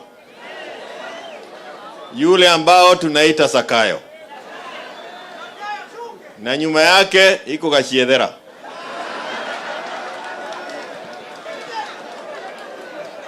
Sasa kuna wengine wamejitokeza kama huyu, msijui mnaita nini, ya inspector. Mtu anatembea huko Ikuru, anafungua mdomo yake, watu wanahara kwa mdomo, anakuja kutapika kwetu. Lazima sisi kama Wakenya tuelewe vile inaendelea. Mimi tukiongozwa na Martha na tulikuwa tumetumwa na baba, tumeenda kule pande ya Meru,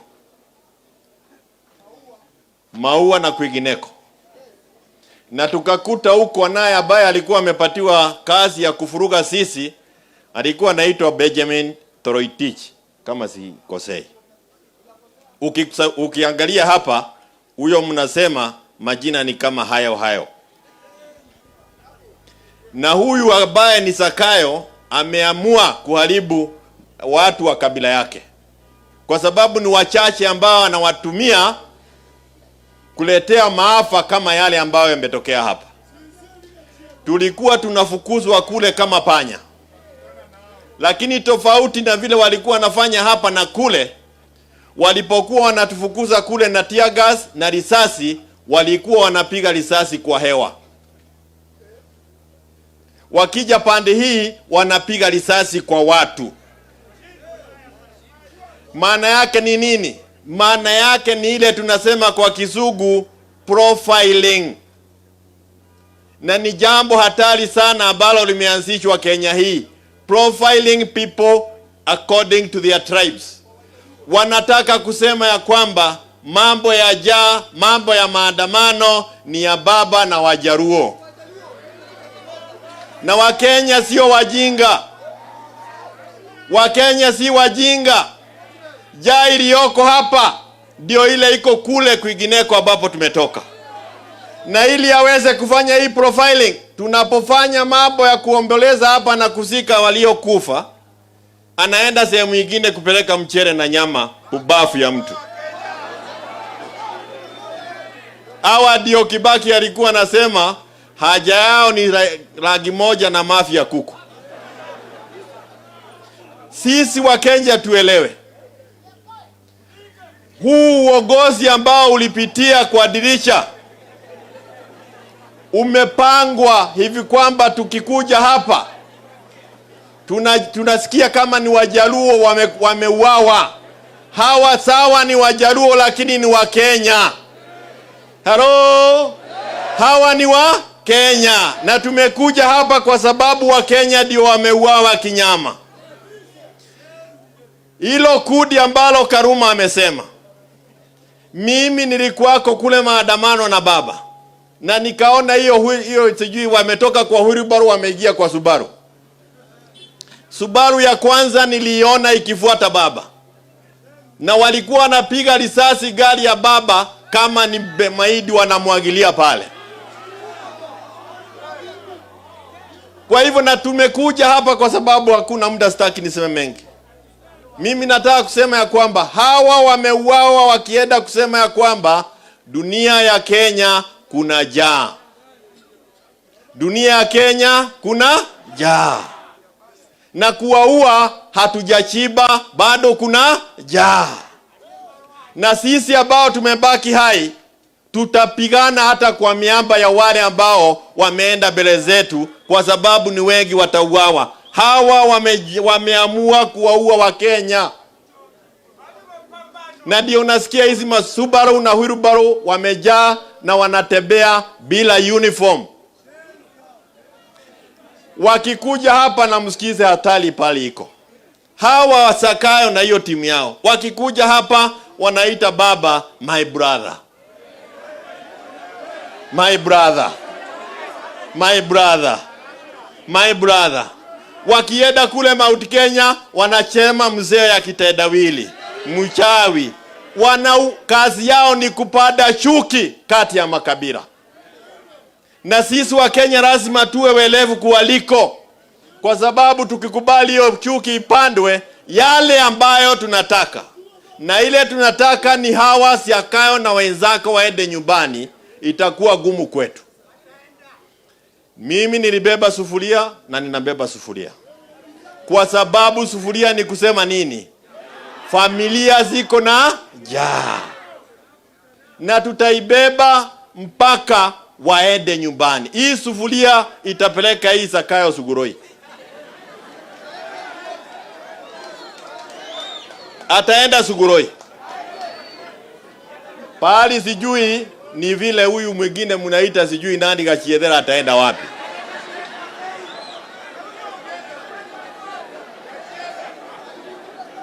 Mimi nataka kusema pole kwa familia. Na niseme tena ya kwamba haya tulienda tumeongozwa na mheshimiwa Karonzo. Tumetumwa na baba. Tukaenda Kitegela kule hospitali Charom.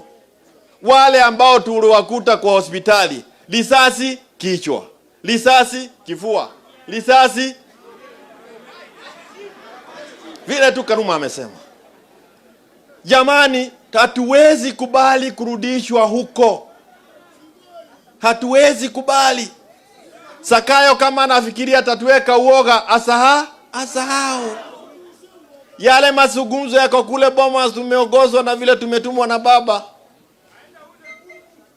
Kama wanafikiri watafanya ati tusahau yale ambayo wale wamekufa wakitafuta, wasahau. Na hapa kwenyu mimi nitakuwa wa mwisho kuachana na sufuria. Na nitaacha sufuria wakiniweka kaburini ama wakienda Suguroi. Na ninasema la mwisho, hawa majabasi hawana lolote nzuri kwa Wakenya. Mdomo yao ni uongo mtupu na nia yao ni baya kwetu. Wamemuita ule jamaa kutoka ICC, amekuja hapa, wamempatia ndege ya kusuguka Kenya. Na ukumbuke vita kubwa ya Uhuru na Ruto ni kwamba Uhuru yaliambiwa wewe hauna hatia kule ICC, mwenye ako na shida ni huyu, wacha tubaki na yeye kwa muda. Siakayo sasa ameleta kandi kutoka kule, amekuja kumhoga hapa. Na ameweka sahihi ile protocol ya kusema ya kwamba hata akitufanyia kinyama kiasi gani hawezi akachikwa. Huyo hana nia nzuri kwa Wakenya. Na sisi wa Kenya lazima tuamue kwa kauli moja ya kwamba enough is enough. Enough is enough. Poleni sana na Mwenyezi Mungu awabariki. Familia tuko pamoja na nini. Na tutapigana na hata wale wanajaribu kuiba Jubilee ndio waweze kutumia bunge kupindua katiba ati huyu president mnaita huyu awe ati atakuwa president for life. Wacha nirudie vizuri ndio muelewe. Nia ya kufuja vyama, hata kuwachukua wabunge wengine hapa ambao wamekuwa sijui kama nini watu ya pesa tatu maraya ya siasa, ni kuhakikisha kwamba bunge imepata idadi waweze kubadilisha katiba ati akalie kiti milele na milele mpaka shetani arudi. Kwa sababu hawa na shetani nyumba moja, na ukiwaona kwa maombi hawezi amini. Siakayo ashuke. Siakayo ashuke. Wacha sasa nimwalike the party leader of the DAP, the Honorable Eugene Wamalwa.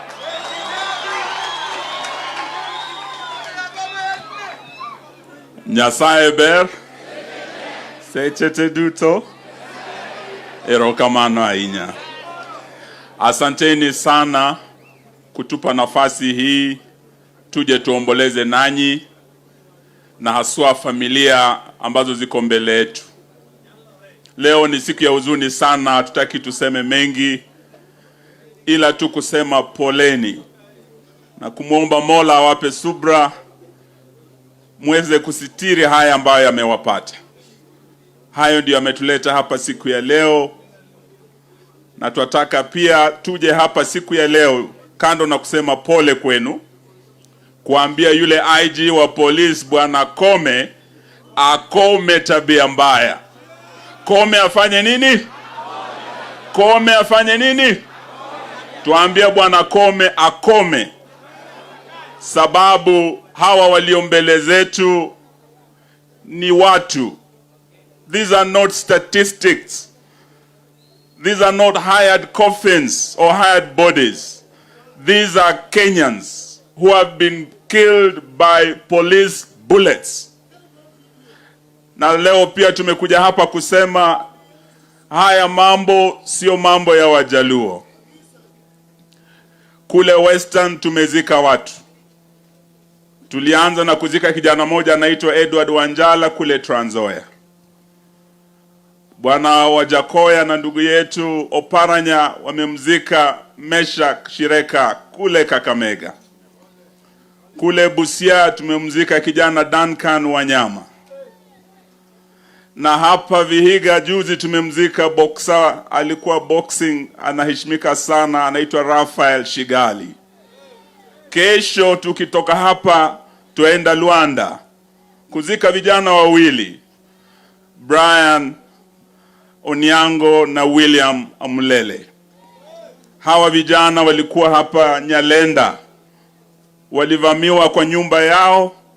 Ulikuwa usiku wa manane, hakukuwa na maandamano ya usiku, na tujawahi fanya maandamano ya usiku kama wanaazimio. Wakatolewa kwa nyumba zao, wakapigwa, wakawawa na polisi. Leo tuko Nyanza kuomboleza nanyi, kesho tuko Western kuomboleza na nyumba ya Mlembe. Na leo kama huyu Inspector Kome hajakoma haya maneno, wabunge wetu wamesema hapa, tunataka tukitoka hapa tuanze ile process ya kumungoa mamlakani. Kome akome kwa IG wa Police of the Republic of Kenya. Hayo ndio tutafanya tukitoka hapa. Na kama hivi is in doubt, tukija hapa nimepata bad news. Ndugu yangu Stephen Kalonzo Musyoka amenionyesha ya kwamba tuna pastor aliyepigwa risasi kule Kitengela. Pastor Peter Wanyama alipigwa risasi tarehe 12 na ameishi na hiyo risasi hadi akapoteza maisha yake. So that is another one ambaye anatoka kule magharibi, ameongezeka sababu ya risasi ya Bwana Kome na polisi wake. So leo ni kusema pole, lakini mniruhusu kwa kimombo kidogo, sababu we want the world to know that we are here in Bondo today to mourn victims of police brutality. And as we mourn, we are not just here to mourn with the families. We are here to assure the families, all families, whose families have been affected as victims of police brutality, that as Azimio, we will stand with you in the quest for justice. Nationally and internationally, we will stand with you unto the ends of the earth. Until justice is done, we will never rest. Na ndio sababu we are saying here today, as Azimio, we have objected to the presence of the prosecutor of the International Court, Criminal Court, ICC, Bwana Khan. He has come to Kenya at a time of gross violation of human rights. As a prosecutor, he has come to wine and dine with those who have been suspects at the ICC and who are future suspects because of the atrocities we are seeing before us today. And he has not just wined and dined with them. He has been wining and dining and riding in their helicopters in the Republic of Kenya. And we are saying we are not going to keep quiet while the prosecutor of the ICC, where we are proceeding and we are preparing charges against these criminals in uniform, is being hosted in our country and being compromised ahead of our legal action at the ICC. We will not rest. Hayo ndio tunataka tuseme hapa siku ya leo, na tuambie Bwana Ruto, I agree with my big brother Oburu. IG Kome ni mtu mdogo sana. Yeye na polisi wake wanafanya chini ya Mheshimiwa Ruto. And none other than Bwana Ruto has congratulated IG Kome na polisi wake for a job well done. Today we ask in Bondo, Bwana Ruto, putting these young lives 6 feet deep, is that a job well done? If it is, then I'll quote Shakespeare's Mark Antony, that indeed reason has fled Kenya and our men in uniform have turned into brutish beasts. This we will not allow as Azimio. We will stand with the families in the quest for justice. Erokamano ahinya. Well spoken, the Honorable Eugene Wamalwa. May I now take the opportunity to invite the leader of the Roots Party, the Honorable George Luchiri Wajakoya. Najua Joturua untie, Janyuola untie. Pole sana kwa wale ambao wamefiwa. Mimi hapa nimekuja kulia. Kabla sijasema, ningetaka kuambia kwamba kumaokie kodotie na molo cage, we share the same grandmother. Koro kiwinje ko wuoyo is the opposite of him. Abenda wuoyo kamano. To kaba baba ntie, to koro nguvu moro deal to donjo kacha ta nguono ta wecho. Gachagua, wewe ndio umekalia hizi vifo. Hawa ambao wamelala hapa kuanzia leo, Gachagua asilale, familia yake isilale, wasilale, semeni hivyo, wasilale mpaka wakufe, wazikwe. Manake Gachagua ndio mwenye hii vitu hii. Akili ya Kome ni kama akili ya mtoto. Ukimwangalia vile anaongea, yale mate ambayo inatoka kwa mdomo yake inaweza kufika 1000 tons. The man cannot express himself. When he's cornered somewhere, he goes back to Meru, Tunjiru Njeke. Wa Meru ni watu wasafi. Watu wa Mlima Kenya ni watu wasafi. Na mimi nataka kumwambia Bwana Gachagua. Nataka kumwambia awachane na Martha. Martha sio rika yake. Martha is more beautiful than this man.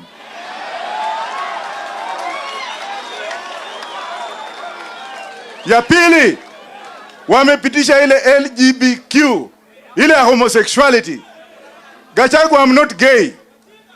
Okanyal miyo ni nyama, ongemano.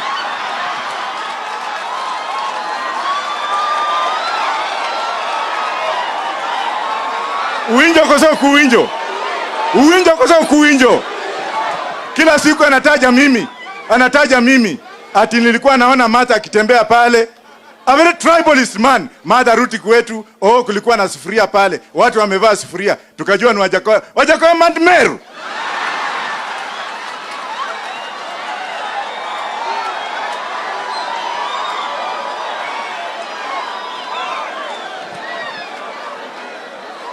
Hapa tumekuja kulia. Wakati wile wanapiganga Raila, wacha niwaambie tu kitu kimoja ndio nikae chini. Baba akiwa hapa, mnamuona tu. There is a formula to look at this man. Baba is not a human being.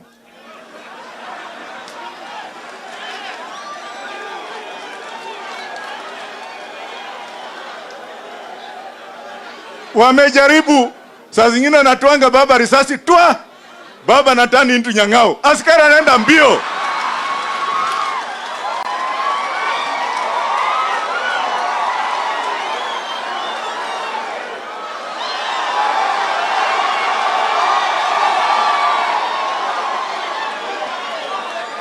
Wengine tena anapiga baba risasi twa, baba natani into nger. Askari nakimbia mpaka wengine wajarudi mpaka leo. Opondo Kaluma, I want to congratulate you. Kale ka MP kutoka Gatundu South. Yeye juzi aliona maneno. Anaitwa nani? Wangombe sijui Kagombe. Chiatmin Mare. Yeye anaenda kusema kwamba you people are using human shields. Na hii mtu kule London mahali alikuwa anakaa ninajua na kazi gani, nitakuja kuambia what he used to do there. Niseme nisiseme? Kanga tuicha mokokocha toka watch. Hiyo Kagome koma. Kaluma sio bibi yako. Unaenda kusema ngenge marmer. Kumalizia. Your question tie.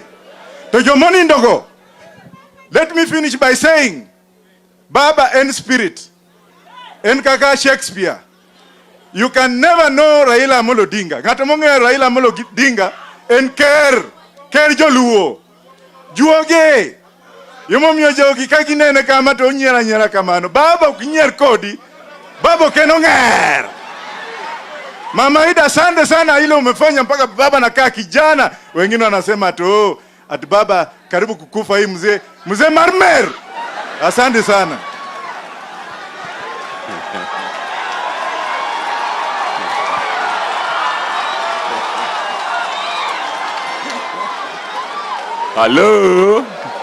Hello.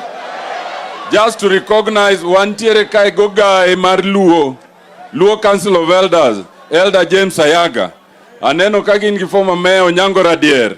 Gi chairman mar party Masiaya Jaduongo Kinda. Gin kacha. Wantie kai gi coordinator mar Sufuria movement Jaduongo Wich en Mwaluka. Okang ni wuo. Wan nyaka gi self-proclaimed makamu chani kanye. Self-proclaimed coordinator mar Azimio chondego. Hallelujah. Let me now invite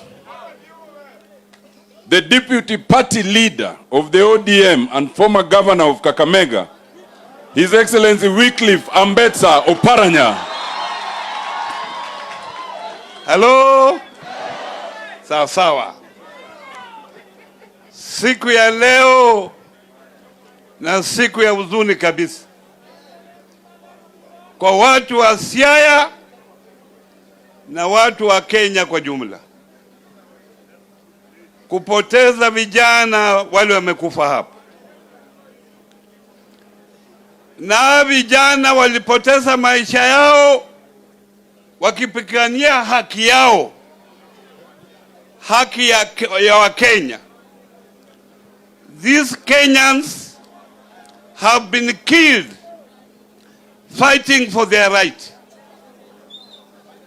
Fighting for the reduction of the prices of essential goods. Jameni, naona tuna muda naingia. Karibu Milo Dhiambo. Karibu.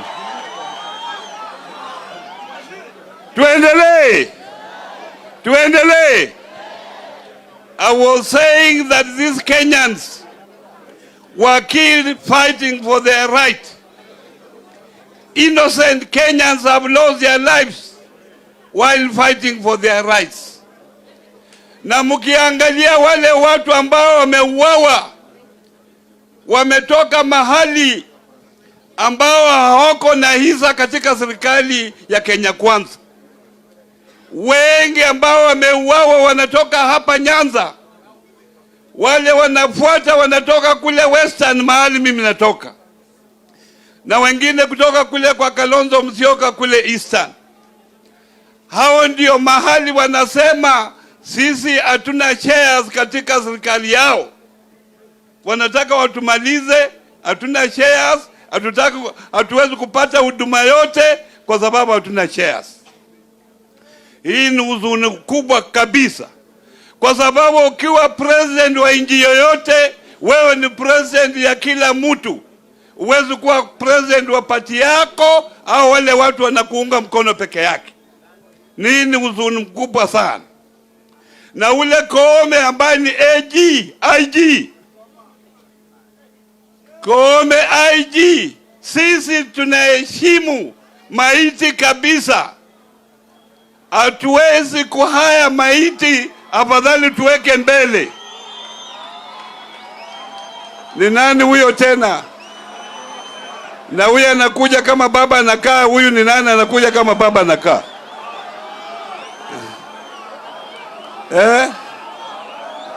And Wanga the governor wa Homa Bay, karibu. Na daktari, karibu. Tuendelee.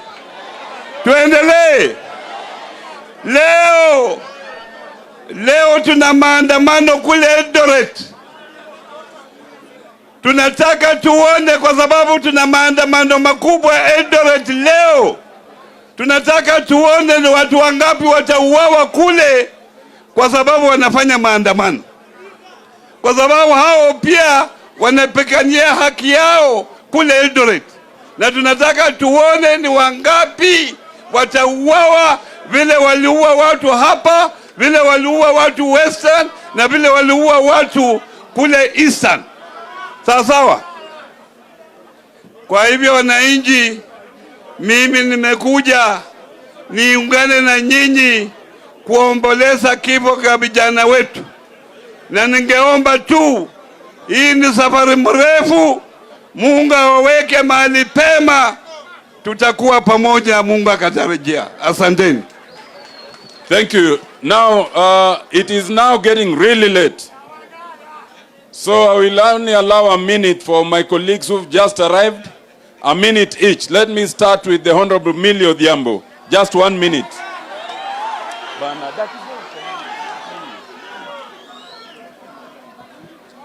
Nyasaye ber seche duto.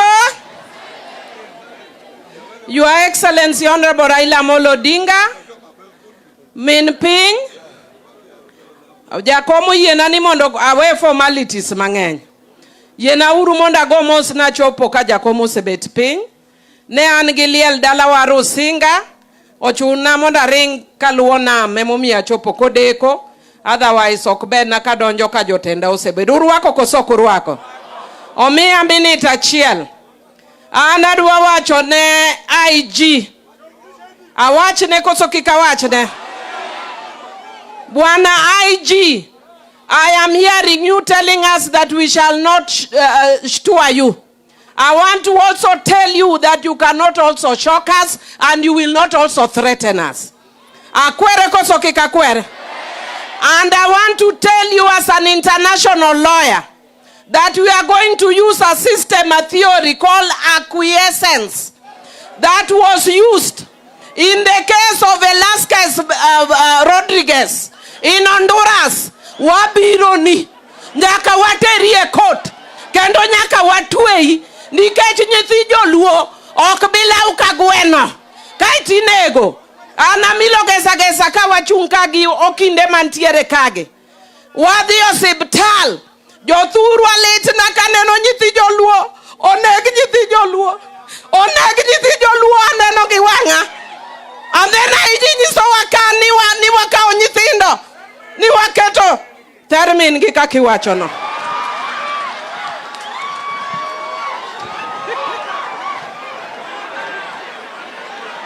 Hey, Awor. Hello. The Honorable Dr. Lilian Gogo. 1 minute. Thank you so much, Baba Pole. I went for a function. I'm back. Mama, Dr. Ida Betty, okber ka biro ka ibedo piny gi welo moko. Amoso uno kwe uru. Anadwa mana ng'ado machuok kawacho ne IG. You are saying that we have hired bodies, but let it go on record, Bwana IG, that one of your relatives and children, their coffins, their bodies are going to be hired from the mortuary. Mano nyaka donjni. Ifuo kiduong bwana IG. Umekuwa mjinga ukiwa mkubwa. And if you are looking for me, I am going to leave Bondo. I am going to go to Kisumu and I will go to Rangwe. Come, nitakutana na wewe mwanamke kwa mwanaume.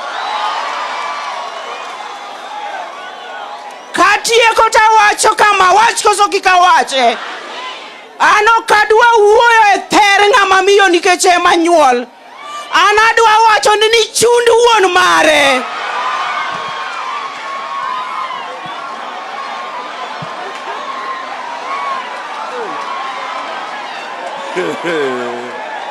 Hey.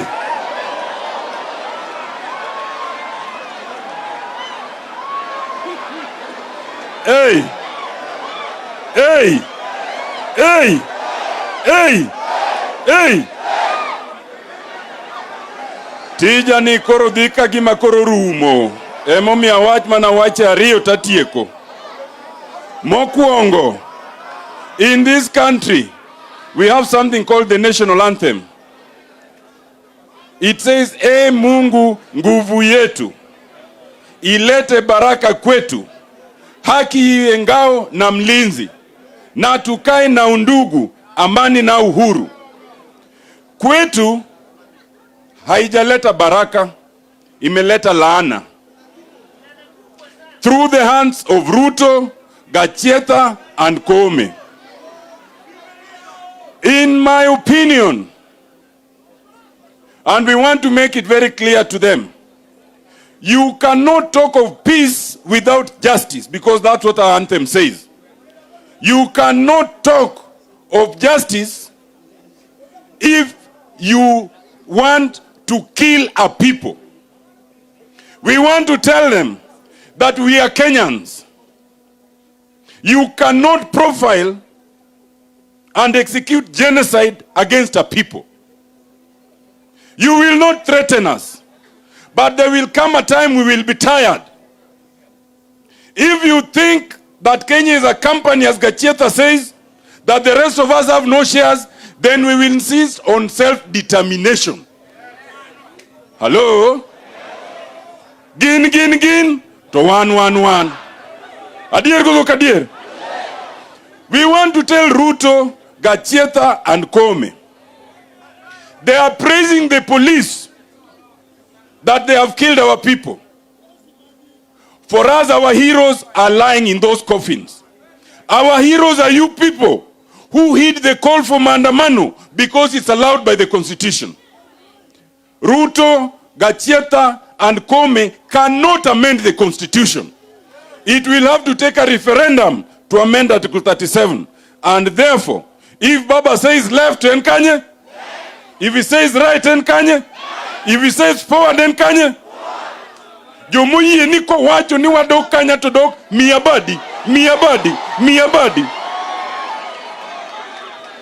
We want to tell this man called Kome, instead of doing your work, you are busy insulting Kenyans and dancing on their graves.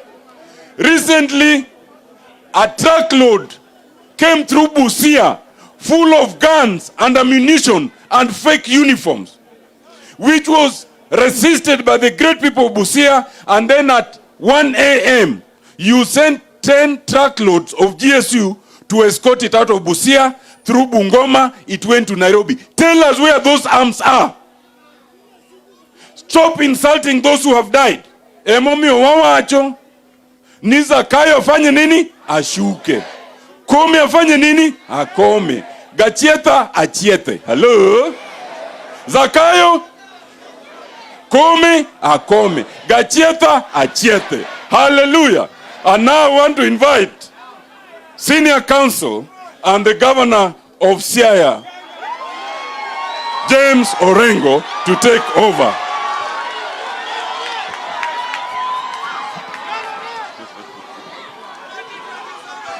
Erokamano. Erokamano ahinya. Kapo kaluongo nyawang'aya. Kendo pok waluongo jotendwa. Kotel gi Raila Amolo Odinga. gi Martha Karua, gi Kalonzo Musyoka, gi Eugene Wamalwa, gi min piny, to gi Wajakoya. Awach matin, takwayo u, nadwa loso gi ndongere, nikech gima wacho ka ei bondo ka, wadwa no chop malo. Awach koso kikawachi? Awach koso kikawachi?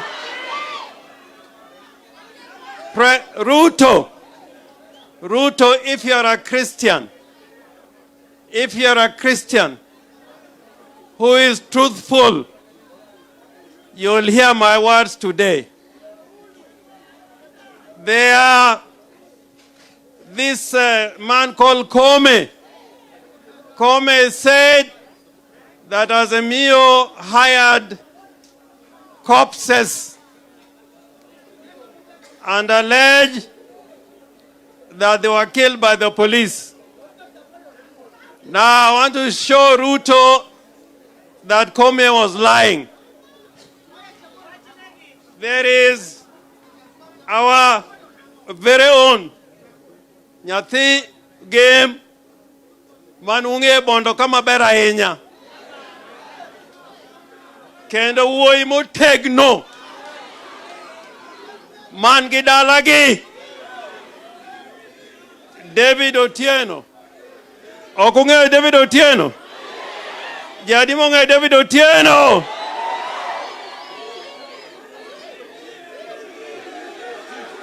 Abiri mano. Wawacho teka uono. Now, Ruton, listen to this. Listen to this. The person who led operations during the killing in Bondo, was not somebody from Central, was not somebody from Nyanza, was not somebody from Western, was not somebody from the coast. The person who led the operation in Bondo, my chief bureau,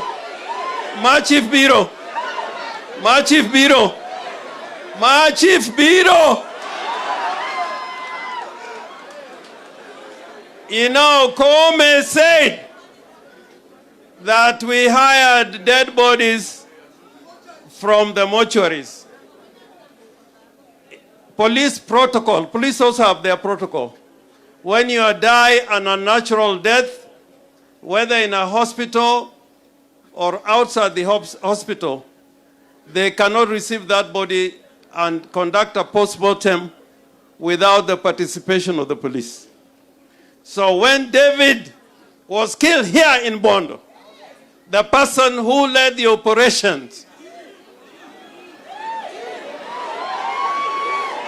the chief was a small man, but I'm coming about the chief. We shall say everything. The person who took the body for post-mortem was one called, let me look at the name properly in case I'm accused. It was somebody called a sergeant. No, it's not a sergeant. It was not even a corporal. Somebody called Bundotich. Now they are saying we hired. The police record, this is an application form signed by the police for the conduct of a post-mortem on David. This post-mortem is signed by a police officer. The body was recovered by a police officer. For post-mortem, the people asked for a post-mortem to be conducted was a police officer. The person who escorted the body to the mortuary and also for the post-mortem was a police officer. Now, there is another of our friends called Eliam Michael Oduor. Michael died in Kisumu. There's a post-mortem form here, signed by the police. asking the doctors in Jaramogi Odinga to conduct a post-mortem. It is signed by a police officer. The person who escorted the body is called Tunui Gilbert. Tonoi. I don't know whether there's somebody in Azimio leadership known as Tonoi. I've not heard so far. Paranya, do you have a name like Tonoi? And I've got all the post-mortem reports here. They show, in fact, the post-mortem say they died of gunshot wounds, all of them. Now, how Ruto can go and congratulate the police for killing people? I wonder whether there's a Christian or a pretender. And that is a question that they must answer. Now the chief here,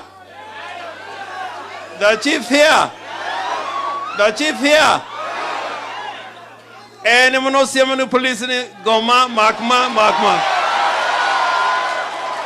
Mana mo jigiowang. Mana mo jigiowang. Tai tomedo wango iji. No kao Kenya kwanza lilo. Temoti ko idalage. En bino waburo rango wachne. Warango se ke warangi. Warango se ke warangi.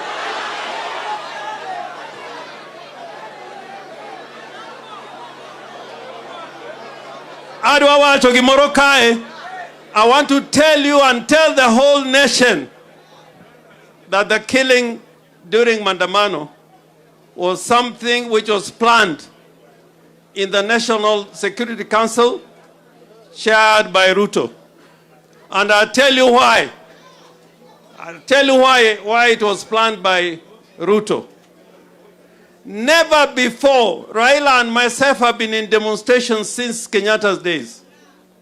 There are things that happened during this Mandamano that we've never seen before. And I'll go one by one. I have never seen, even when we went to Kamkunji, that assault weapons were being used against the people. Was it an assault weapon? An assault weapon is a weapon which has got a wide range. It is for military use, and it has got precision. If you look at the body of Ward Siala Kaduol, David, the gunshot came from an assault weapon, which has never been used before. Number two, never before in the history of Kenya have I seen during demonstrations when handguns were used. Handguns can be a pistol or a revolver. I've never seen before a handgun being used by the police, and the police not in uniform. Number three, I have never seen police snipers who wait for you as you're passing by with a revolver and a handgun or a hand weapon, and you're shot from close range. It has never happened.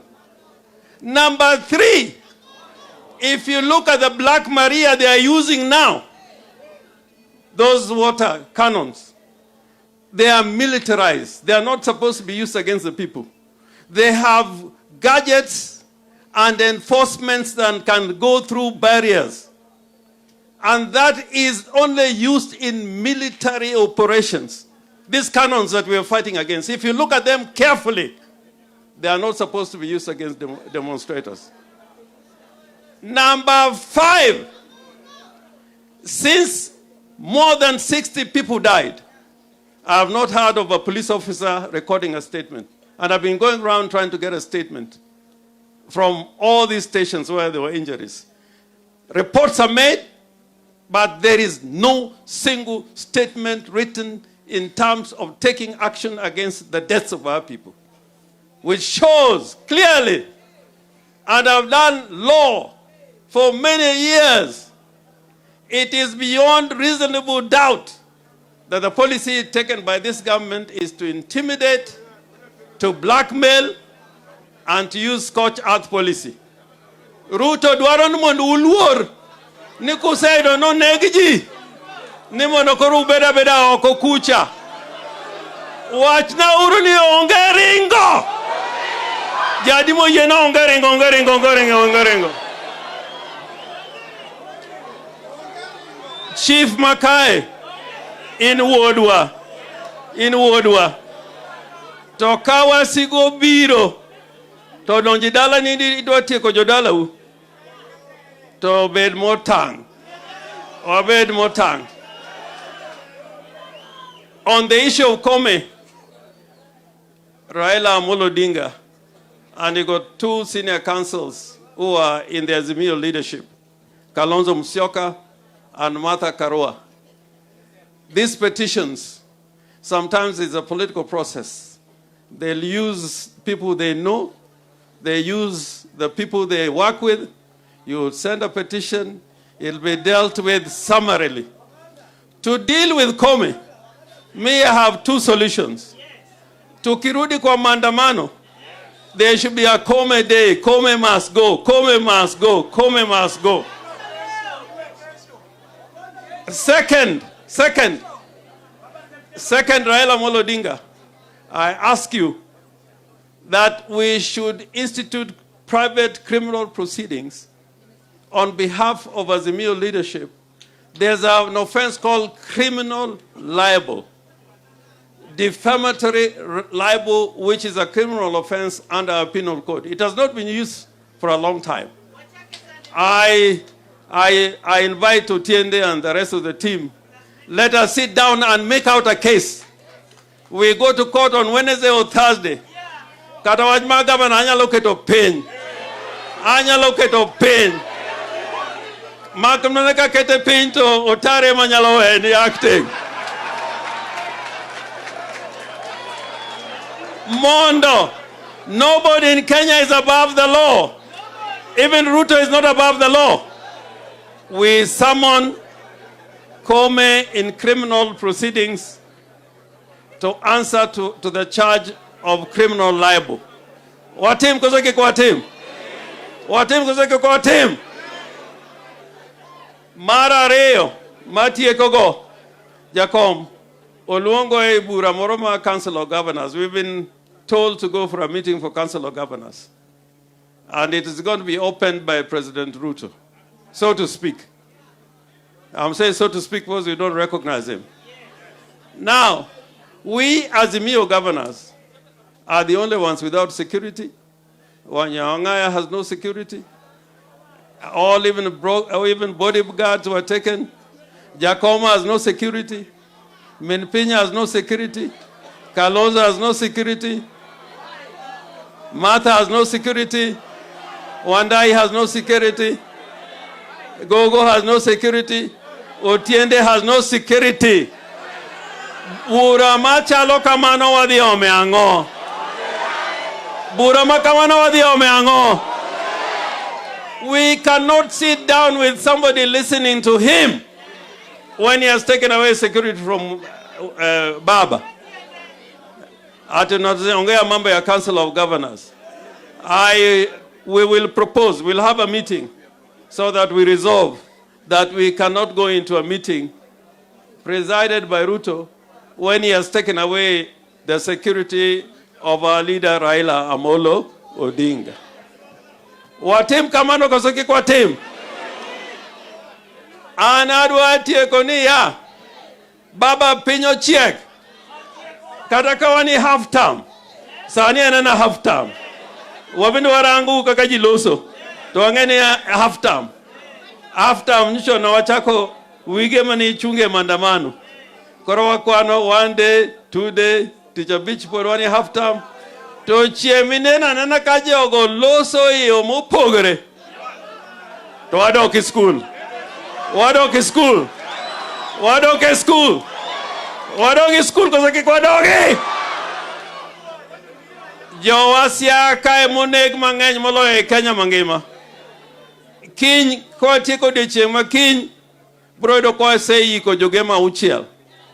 Kwa tieko odiechieng' ma kiny Jougenya go gunja wabro yiko ji adek odiechieng' ma kiny rumo kiny.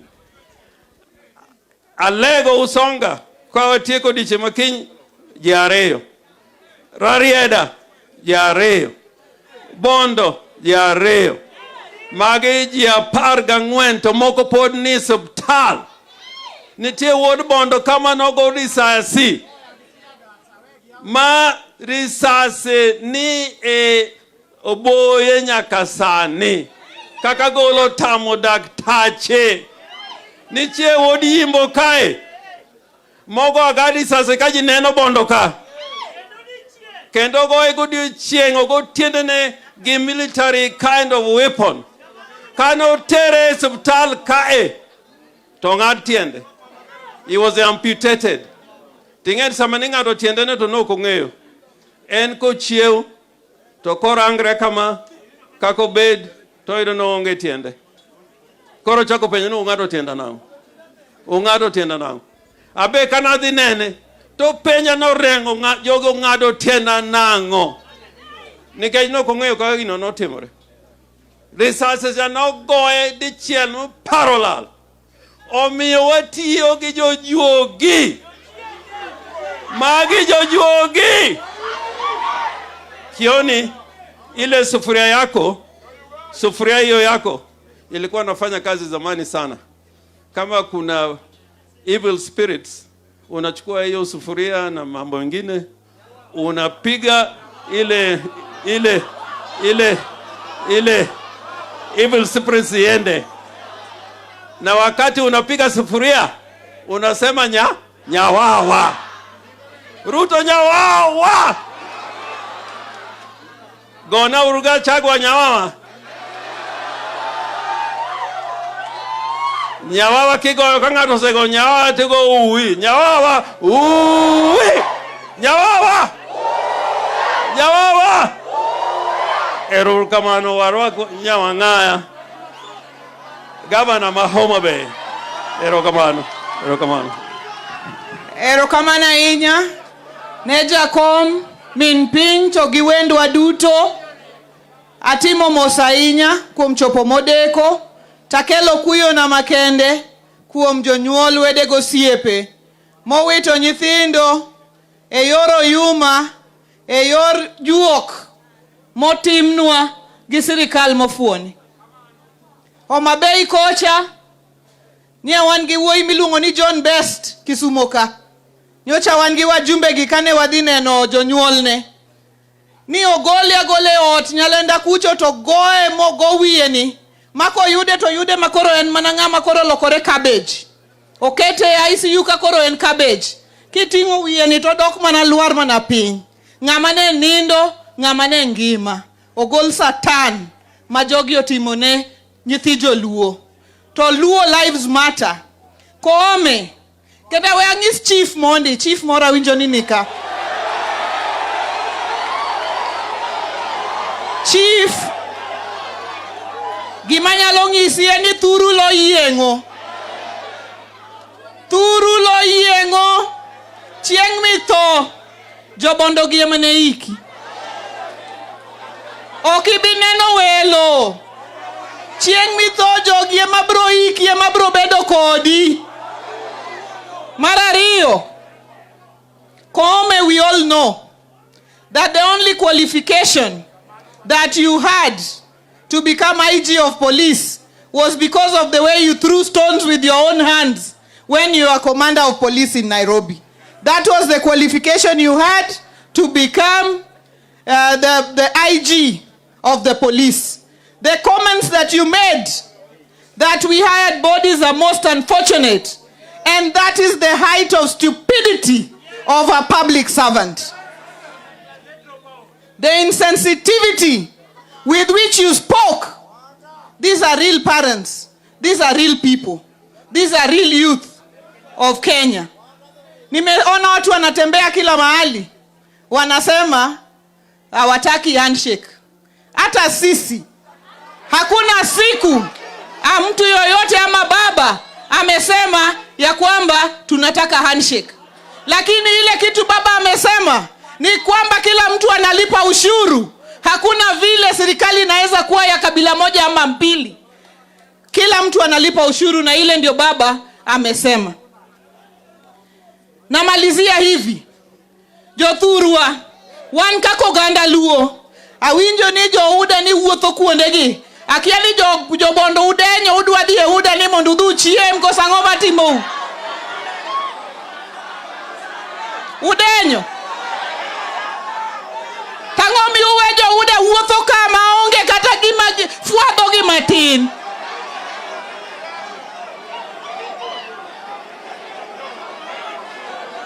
Adwa ni mandu wachnu kako ganda luo.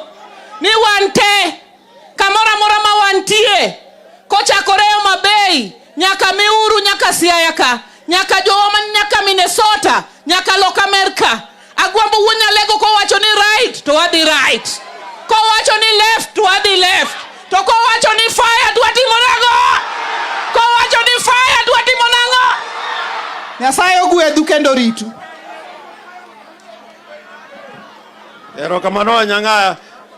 Nitie gimoma Nyang'aya oparona ka. Ing'eni Siaya ka. Siaya ka mwadhi marach. Wan gi wajumbe adek maringo gi Kenya Kwanza. Wajumbe adek. Tayo walo bende wa asembo ka. Gombo bo asembo ka. Nitie polisi moro ma Ugenya bende.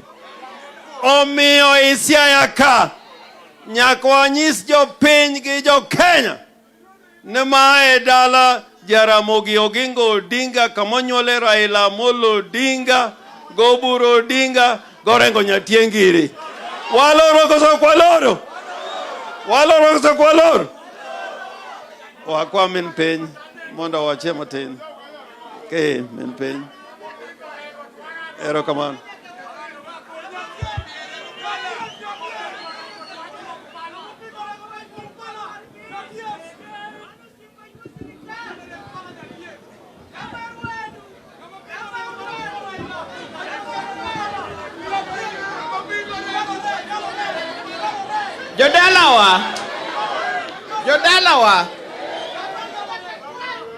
Jodalawa. Wanu kwariure kama kaonge wach. Wabiro ka nikech wach nitie. To wabiro ka nikech wach notimore dalawa ka. Abiro ka kaka miyo. Kendo abiro ka miyo monyuol. I understand what it means to lose a child in that careless manner. Mine manka. Agintie. Mine manka.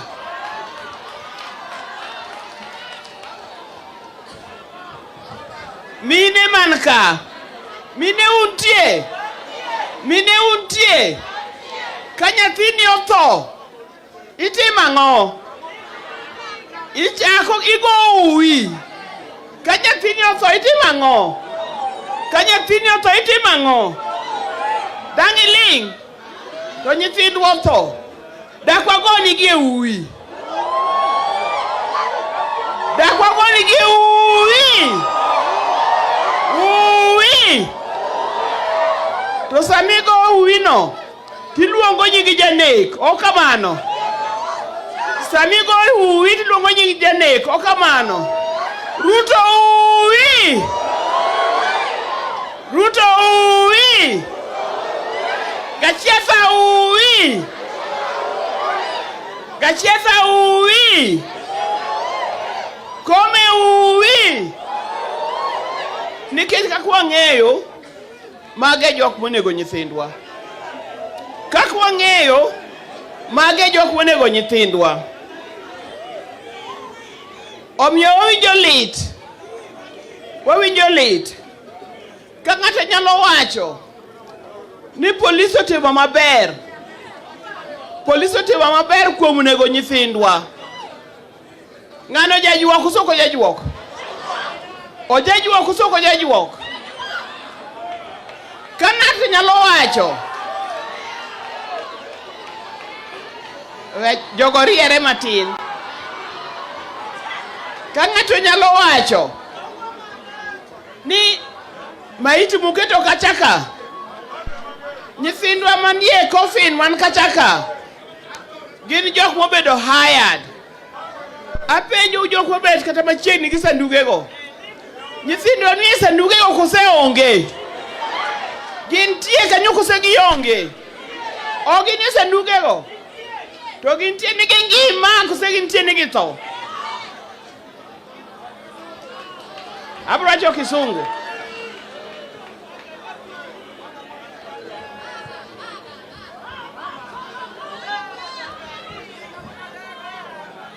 Those young people whose bodies are lying there in the coffin, those young people whose bodies are lying there in the coffin, they are real. They are real. Each one of them, they are somebody's child. And as a mother, I feel the pain. When somebody can open his mouth, his big mouth, when somebody can open his mouth and say those are rented or hired dead people. How can you hire dead people? Is he the one who received the money that was hired there? If you receive the money, let us know. Every time somebody dies, there's what is called investigations. I would urge the IG, give us the name, the list of names, and parade the policemen who killed these people. Our chokama, okudwangwani IG, omiwa nyinge jok policemen no neko. How come we've never heard that they've been arrested? How come we've never heard those who killed have been arrested? Who are they? And who is going to investigate them? You are driving this country to the dogs. If you don't arrest them, if you don't parade them, if you don't take them to court, you are driving this country to the dogs.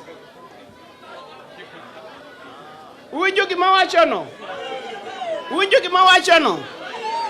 Kang'ato nyalo neko, buneg nyithindo mang'eny machalo kama. To kotere e court, the result and the end result of what is happening will be disastrous, because the people will take the law into their own hands. Nikech wang'eny onge sirkal that protects us. If the government cannot protect us, if the police cannot protect us, we have to protect ourselves, isn't it? We'll have to protect ourselves, isn't it? And how do we protect ourselves? Tell them to wait and see.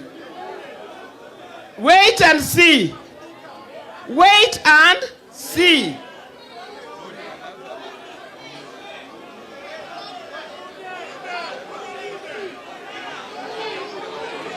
Wait and see.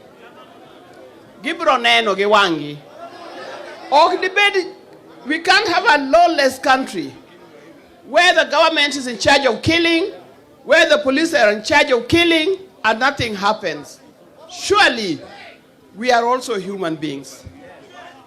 We are human beings. We are real mothers, we are real fathers, we are real brothers. These are our children. If destroy our future, and our future are in these children. If you want to destroy our future will destroy you.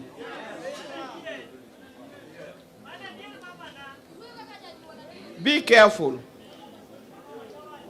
Don't say that they're helpless, they don't have weapons, they only have stones. Those stones can turn into bullets.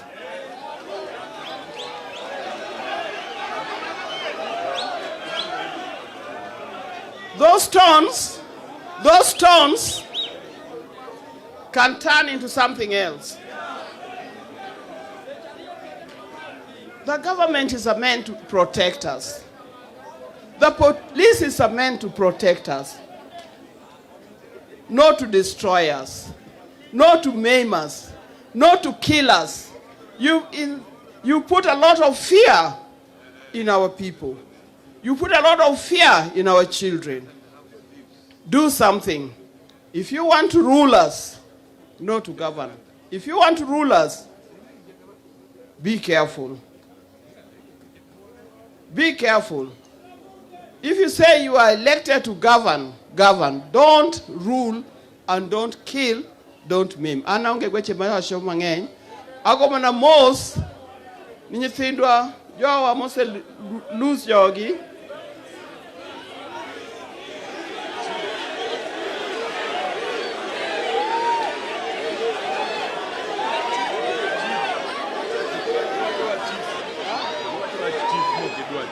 Oh, udano wachwe chief. Yeah, adiera to ber. Adiera to ber.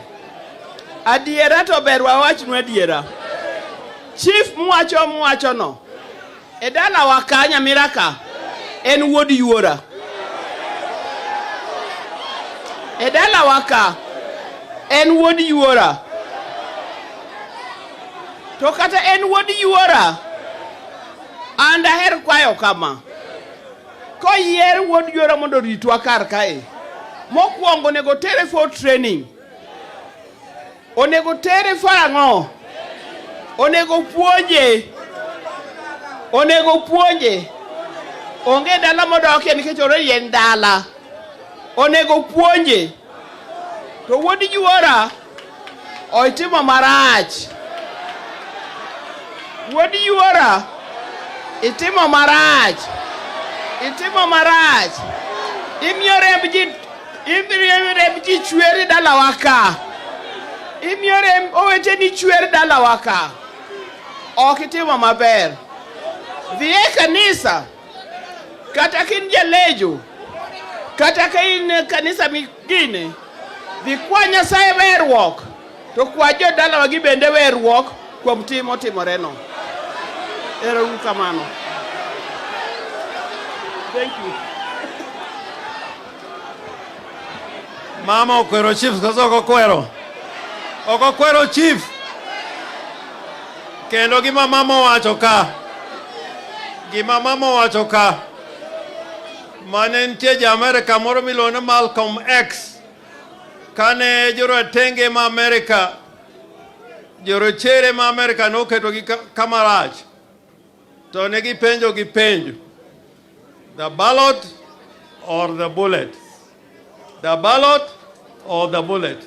If Ruto wants a free, democratic country, we must have free and fair elections. And therefore, the talks must go on that trajectory. I have the honor now of calling His Excellency Kalonzo Musyoka, Stephen Kalonzo Musyoka. Thank you. Jathurwa Onte. Nyasaye ber. People of Nyanza. People of Siaya. Hamjambo. Bwana Yesu asifiwe tena. Leo tumefika hapa kuomboleza pamoja na familia za wale vijana wetu ambao waliuawa kupitia risasi iliyofyatuliwa na polisi wa Kenya. Na tumehuzunika mno Kenya nzima. Naomba munisikilize, nitakuwa mfupi sana kwa maneno. Lakini nitakayoyazungumza pengine yana ushawishi mkubwa sana. Mimi naamini Inspector General wa Police hajasoma katiba 2010 ya Kenya. Kama ameisoma, Senior Counsel Martha, Senior Counsel, my brother and Governor of Siaya, Senior Counsel Omolo Otiende, I refer us to Article 243 of Constitution 2010. This article establishes the National Police Service, not the police force, police service. Article 245 establishes the office of the Inspector General of Police. I refer us to those articles. Now, the only way Kome can get away with criminal liability, is to resign. And even if he resigns, it is not enough. He can only get away if he establishes under Article 245 that was given instructions by Kindiki to do what he did, trying to kill Baba. I was with Raila when they hit him mara 10. Tulipo escape na Kioni alikuwa nyuma yetu, tukafika mahali tulikuwa tumejificha kwa hoteli moja ya Rafa Utuju. Baba akaniambia, come and I show you something. Alienda akanionyesha, angalia hii. Bullet moja, bullet mbili, hii ilikuwa inanilenga, bullet ya 3. Mungu ni mwema. Gari yenyewe ilikuwa kabisa ya kiongozi. Hawangeweza. Kama sio hiyo gari, tungekuwa tukiongea mambo mengine Kenya hii. Macho yangu mwenyewe nikaona, nikathibitisha kwamba hii ni risasi. From what brother Jim Orengo refers to as assault rifles. Assault rifles. Ya kwenda ile ambayo ingepigana na Al-Shabaab na watu kama hao. Ilikuwa inaelekezwa Raila Amolo Odinga. That was after the battle, ndugu, the battle of Pipeline. We have been in demonstrations before with some of our colleagues who have since wamesalimu amri. Remember siku za code, tukisema kina Hassan waende na walienda. Tulifanya demonstration, tukapigwa tear gas. Lakini hii ilikuwa vita. Hii haikuwa mambo ya tear gas, hii ilikuwa ni kumaliza Raila once and for all. Wengine walisema hivyo. Walisikika wakisema they want the final solution. Ya to do away with Raila Amolo Odinga. Lakini Mungu ni mwema. Raila ako hapa. The battle of Pipeline. Hatujasikia wale watu walikamatwa, wameonyeshwa kwa runinga za dunia. Somebody with assault rifles akimpiga gari yake na hata ya media car, hajashikwa. Na huyu Kome alisikika baada ya kwenda kuiba kondoo za Mama Ngina Northlands. Wakisema they are going to watashika waliokuwa wanahusika. Remember the story of invasion of Northlands. Nobody has been apprehended. So what do we trust? Tunaamini yapi? Maneno gani? Maneno yapi anaweza kuyazungumza hao wa Kenya wazalendo wakaamini wa hiyo Inspector General? So hivyo akionyesha kwamba he received written instructions under Article 245 senior counsel Jim Orengo. The only way he can get away with it, if he says he received a written instructions to go and try to assassinate Raila Odinga. Mimi niliponia chupu Mathare na yale magari ambayo again ndugu Jim Orengo alikuwa akizungumzia. Hii haikuwa malori ya kawaida. Yanabeba ile Maria, hiyo yanabeba sumu, chemicals za kuadhuru watu wa Kenya. Therefore, we shall not deal with this matter. I don't believe this matter of police brutality is even for our team in the dialogue team. This is a bigger issue. This is a very serious matter. And it should be addressed separately. Kwa hivyo, mtu anaweza kutolewa kama Inspector General of Police, kama mwenda wazimu, kama ni bankrupt, kama ana fail under chapter 6 on integrity. And therefore, that's why I believe huyu Inspector General, if indeed he is an Inspector General, whether he has actually read the Constitution. And let him not bring the good people of Meru. Mimi natoka sehemu ile ingine ya Meru. Meru kwangu ni nyumbani. Wameru hatuwezi na Wadharaka pale, ndugu zangu, majirani zangu, tuaibishwe na mtu mmoja anajiita Kome na kusema anadhulumiwa kwa sababu ni Mmeru. Haiwezekani. So we have to deal with them. Therefore my advice today, out of bond, if indeed there's rule of law in this country. By the way, Ruto anaweza pia akamfuta kazi. Ingawaji alikuwa approved na bunge hili. Hili bunge hamukukumbuka, when I remember I was in Germany, wakati Raila alirudi after the 2017 elections, na yule alikuwa in charge ya kupiga watu tear gas, that time Koome mwenyewe alikuwa anatupa mawe. Kwa hii statement anasema, what do you expect of us? Amuja isoma hii maneno, amesema maneno makubwa. Sasa anasema, what do you expect of us? Kama mtu anakuja na mawe na sisi tuko na buduki, what do you expect of us? Now he forgets this is not anymore Kenya Police Force. This is Kenya Police Service. Utumishi. Therefore, mimi naona swala hili limegadhabisha watu wengi sana. Wakenya wote. The most honorable thing, and even when in addressing our international friends, if you think this Kenya, this country, can be a nation under the rule of law, which it should be, but unfortunately, right now, is a nation under police brutality, then you have to advise accordingly. Koome does not qualify, as we speak, to be the Inspector General of Kenya Police. Mimi maliza yangu na Koome. Wangapi wanakubaliana na mimi?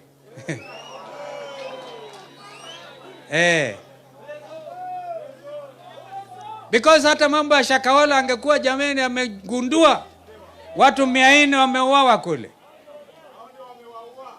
Therefore anybody at the level of Inspector General ambaye anasema viongozi wanaweza kwenda na kurend mili, yani kununua mili kwa morgue, that is why I'm saying under Act Chapter 6 of the laws of the Constitution of Kenya, he completely falls short and he should resign. That is a message I wanted myself, na najua kwamba watu wengi hapa wamegadhibika sana. Kwanza mtu anayoto wa Jakoya ameongea Kijaluo ile kali. Sijawahi kumsikia Millie Odhiambo, my landed sister, akiongea ile lugha aliongea hapa. Na kuna daktari hapa aliongea ingine mbaya. Watu wamegadhabika. And therefore, mimi naona tu tukubaliane kwamba tujitahidi. Kenya ni yetu sisi zote. We agree that every inch of Kenyan territory belongs to Kenya, and we have equal rights and responsibilities. We cannot negotiate the issue of rights. Kwa mfano, ni haki kabisa kikatiba kisheria kwamba aliyekuwa Prime Minister wa Kenya, Raila Amolo Odinga, is entitled under the Kenyan law to proper protection. Mimi ningekuwa Ruto, ningekimbia sana kuhakikisha Raila anapata askari wote. Imagine kama Raila anahujumiwa. Just imagine. Just imagine. Na swala hili even before the talks hatutaki kulizungumzia, because yale ambao wametupeleka kule ni kuhakikisha kwamba tunaweka haki za wananchi kwanza mbele. Agenda yote tutaikubaliana naye Jumatatu. Alafu tutazungumza mambo yote ambayo mnajua tunayaelewa. Na haturudi nyuma, hatuwezi. Wangapi wanasema tusirudi nyuma? Kwa hivyo mimi leo naomba tu nikome hapo. Nimwalike dada yangu Martha Wangari Karua. Chini ya kama.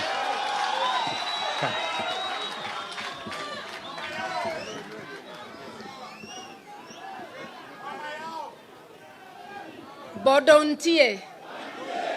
Habari zenu.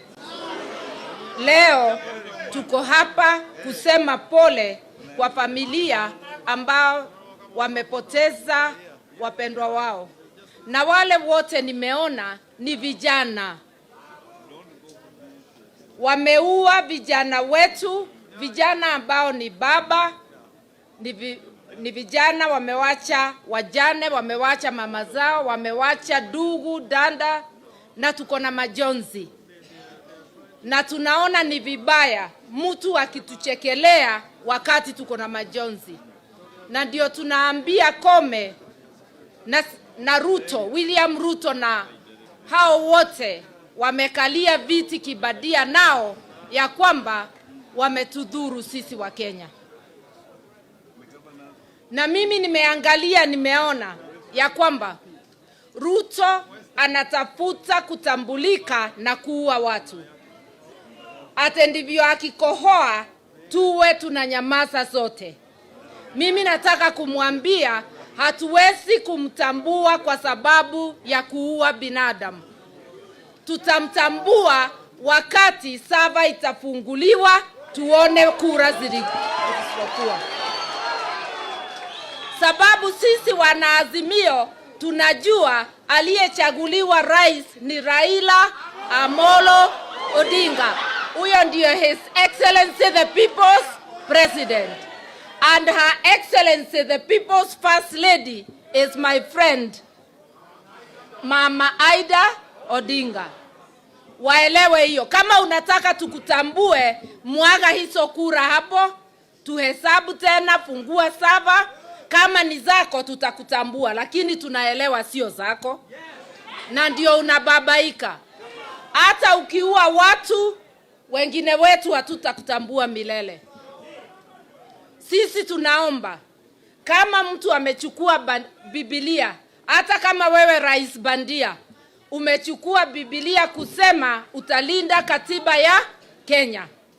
Na umuhimu wa serikali ni kulinda maisha. Haiwezekani pesa yetu iwe inatumika kuua watoto wetu.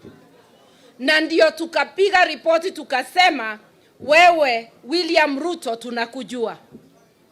Tunajua umewahi kustakiwa kule Hague. Na kesi haikuendelea sababu washahidi wote waliangamia na wengine wakatoroka. Lakini makosa, lawama haukuondolewa. Na tukakuonya tukianza maandamano, usije ukaua wa Kenya. Lakini umeendelea na umeua wa Kenya. Mimi nataka kuelezea, hata ukiweka sahihi mkataba wa kukuficha usiende ICC, hiyo mkataba chini ya katiba ya Kenya ni bandia. Ukisoma katiba ya Kenya inasema haki za kibinadamu zipewe kipaumbele. Na kitu yote, jambo lolote ambao hainui haki za watu, hiyo itakuwa ni bandia. Hiyo mkataba tutaichallenge, and you will answer for killing innocent Kenyans. Wakati watu wanaandamana, kama iko shida, polisi wanaruhusiwa watumie tear gas ya kutawanya watu. Huwezi ukatumia live bullets. Tear gas ikitupwa, hakuna mtu ambaye hatoroki. Na wananchi hawana fujo, maandamano inakuwa ni peaceful. Ile wakati polisi wanaleta fujo, ndio ghasia hupatikana. Hiyo si kweli. Kwa hivyo tunasema, these killings will be avenged. The blood of these innocent Kenyans will be avenged. You can sign as many treaties as you like. They are all null and void under the laws of Kenya, and you and your officers will pay for this. Na tusifiche tuseme Kome na wengine. The buck stops with Ruto.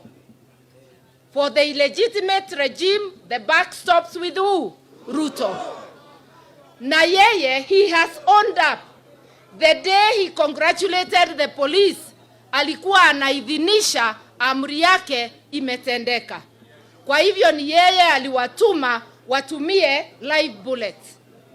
Na unaona akiwatuma siku za maandamano, kila mahali lazima aweke ofisa mmoja au wawili wa kutoka kwao. Sasa mimi nauliza, unataka watu wako wabebe mzigo ya kuwa ndio wametekeleza mauaji Kenya? Mimi nataka kuongea na mapolisi wote. Wewe uwe umetoka jamii gani?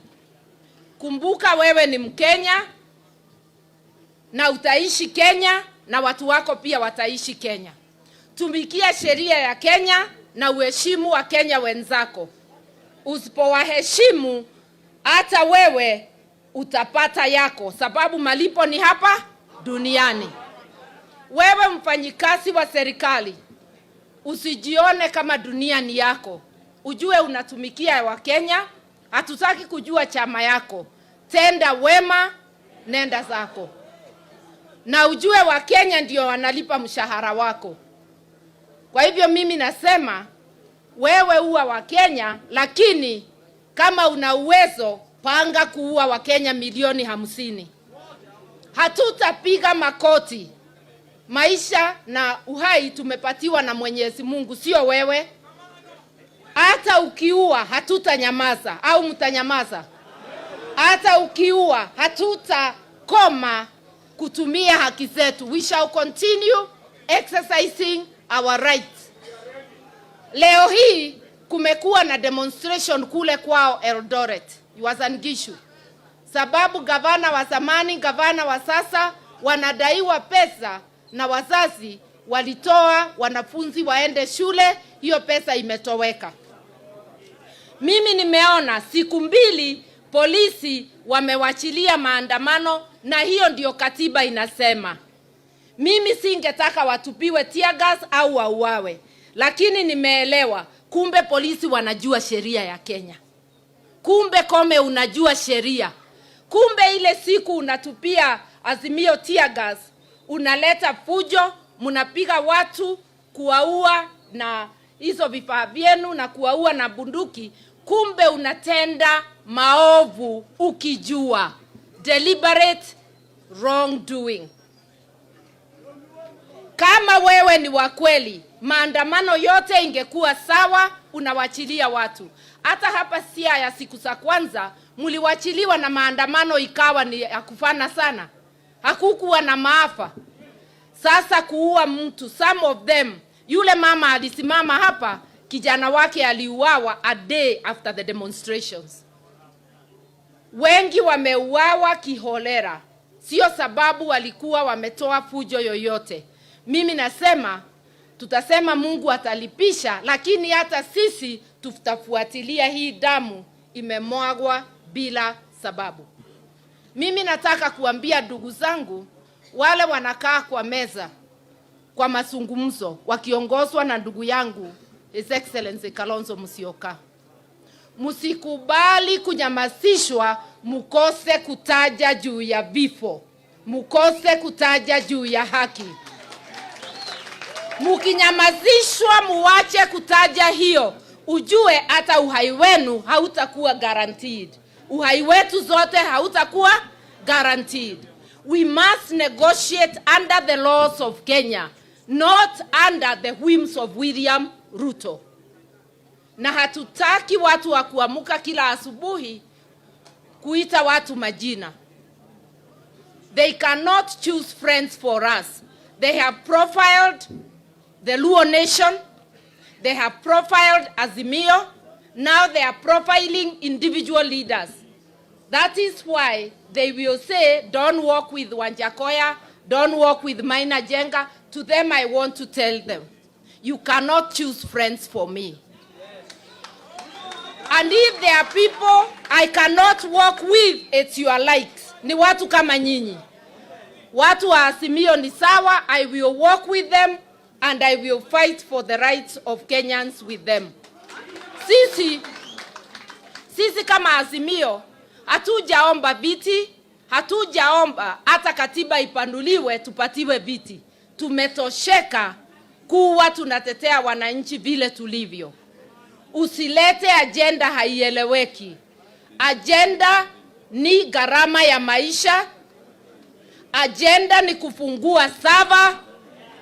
Agenda ni kuunda IBC. Usifikirie ukiua watoto wetu tutapiga makoti. Aluta continua. Aluta, hiyo nataka Ruto asikie akiwa mahali popote. Na ya mwisho niseme tena, aelewe hatutamtambua mpaka saba ifunguliwe. Hatutamtambua mpaka saba ajue wa sasa ni rais bandia, na ndivyo ako na vitendo badia za kuua watoto wetu.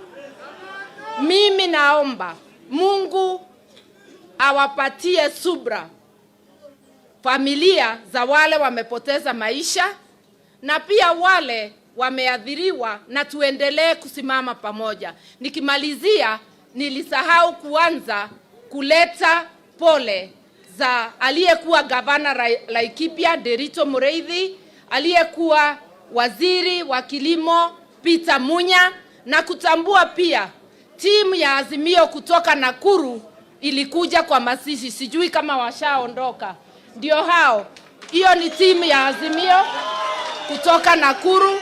Iko na watu wa Kenya, iko na Jubilee, iko na ODM, wote wakitoka Nakuru wakija kuescort ndugu zetu ambao wameangamizwa. A people united shall never be defeated. A people united shall never be defeated. Tukae pamoja na tuweze kusukuma haki zetu bila kupoteza wakati. Mimi nataka kuita kinara wangu, His Excellency Raila Amolo Odinga.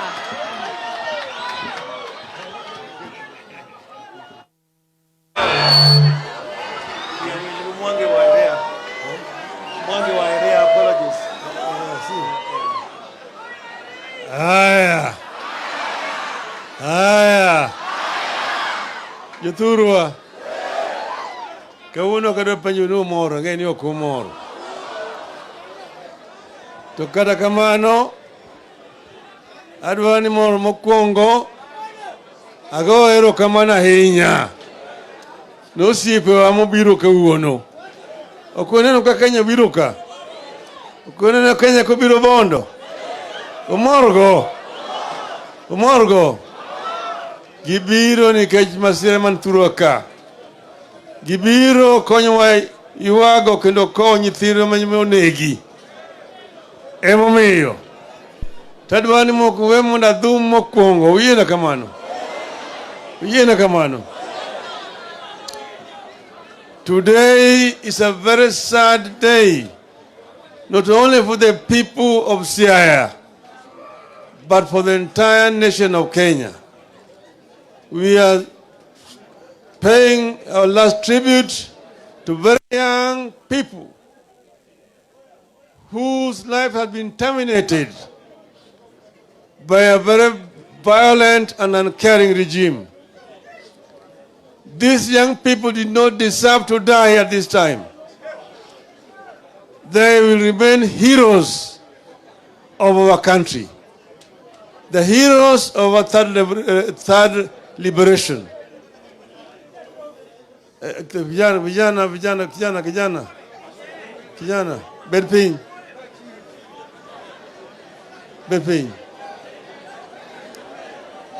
Hai.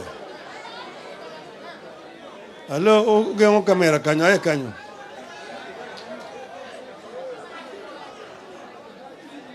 Ai. Bedping.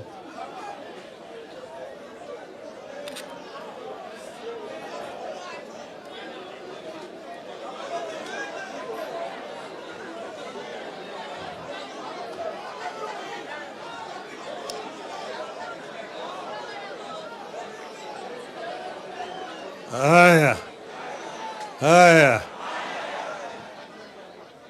So these young people have died a very brutal and painful death.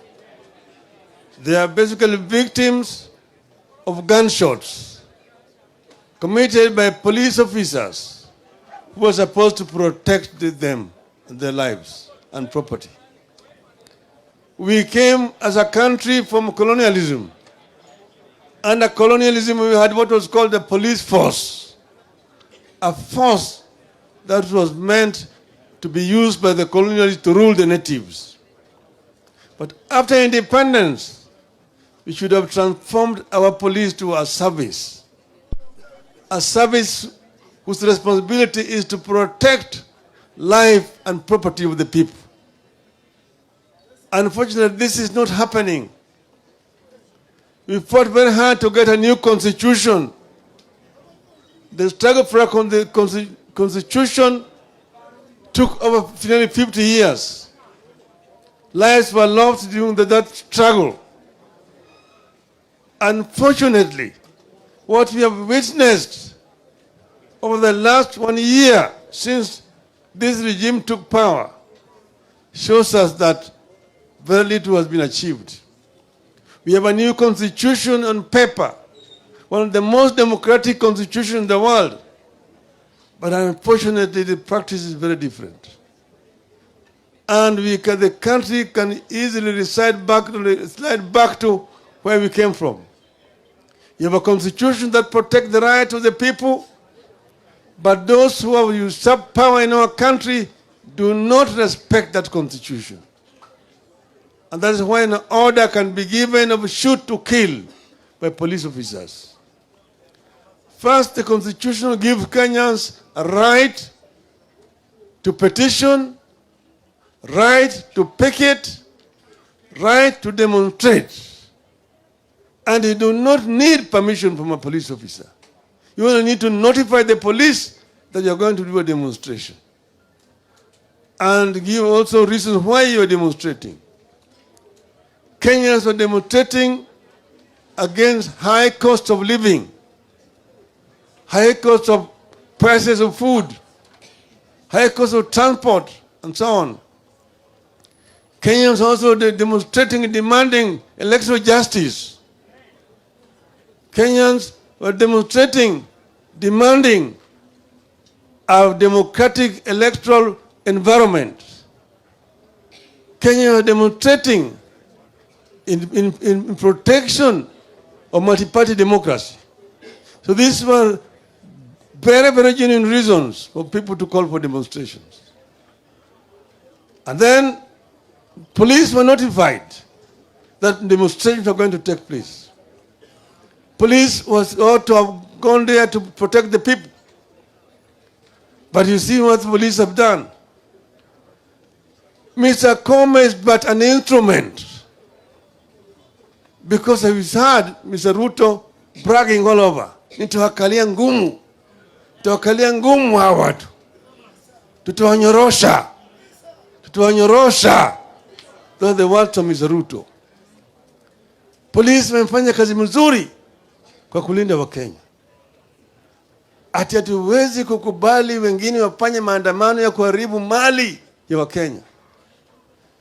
Sasa Mr. Ruto, which mali was being destroyed in Bondo?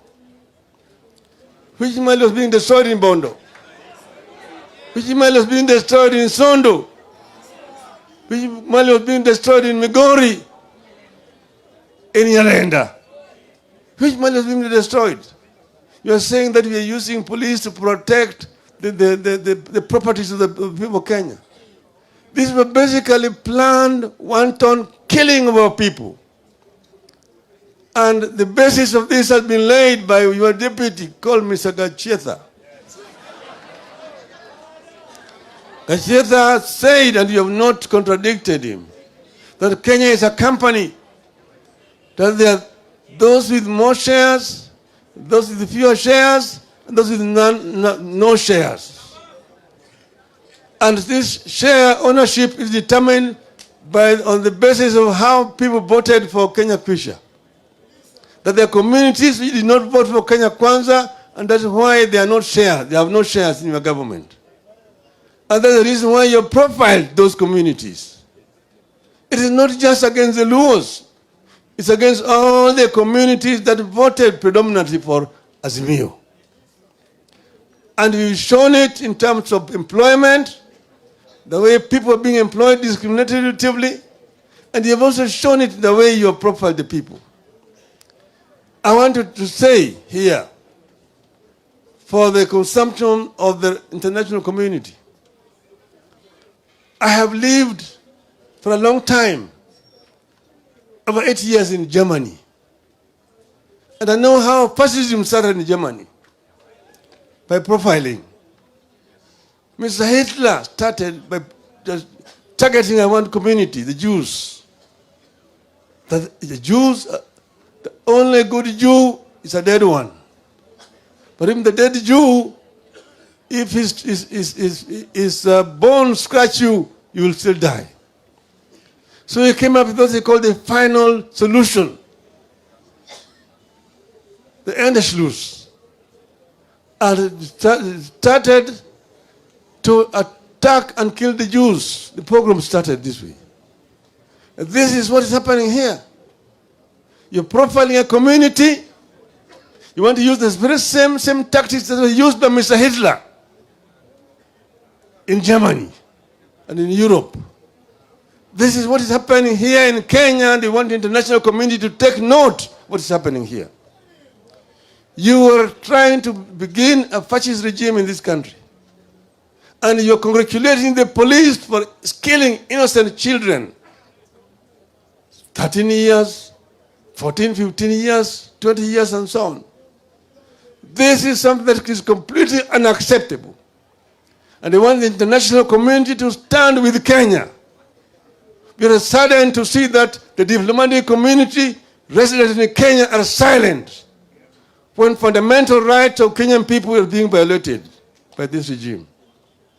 We would like the international community to come up strong on this issue.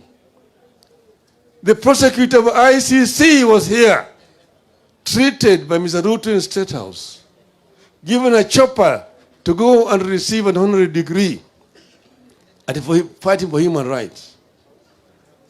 And there was being received by again another agent of Mr. Ruto. We have said that this is not right. ICC should remain true to its mandate by protecting and defending the rights of the innocent people all over the world. We are saying as a people of Kenya, ultimately it will be our responsibility to liberate our country. And Kenya must and can be liberated. We must tell them also that we will not be cowed by this act. And we don't even have to bring people on the streets. We can tell people to stay home. That's another way of expressing displeasure and dissatisfaction. Next time we will not tell the people to come to the streets. We tell the people to stay in their homes. Stay in their homes and see what they're going to do. We will tell you, don't come out.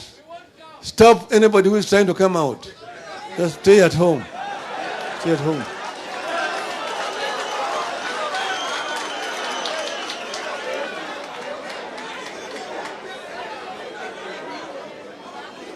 Iko njia mingi ya kuua paka. Yuthurwa. Ntie yore mang'eny mag nego paka. Paka kolokre ogwang'. Ochamo nyigwen. Itime nadi? Itime nadi? Hey. Inyalo kawe tiketo pale ng'ute. Inyalo kawe itwe une ng'ute. Tiliere kacha. Be inyalo kawe tirwaki gunia. Tiketo kidi. Titero yala. Mago yore mag nego paka. Paka ni mabiro nego. Paka ni mabiro nego. Okabiro negi. Mokwongo incho wacho ni wadwa ni weche nengo mag gima. Mag mogo. Mag mafuta. Mag sukari. Mag sitima. Odog piny. Uye kamano. Uye kamano. To mar ariyo, nyako yaw gimiluongo ni dag kura. Dag ombulu cha. Kama ni ombulu donje cha. Otim nadi? Otim nadi? Uye kamano Jothurwa. Uye kamano. Mago nyaka timore. Kech wang'e dag chako yaw ni to odhi mna dala. Odhi mna dala. So we were told Hello? Chief. Hello? Uwinjo. Chief ni. En wudo mera dala. To nyathi mofuo.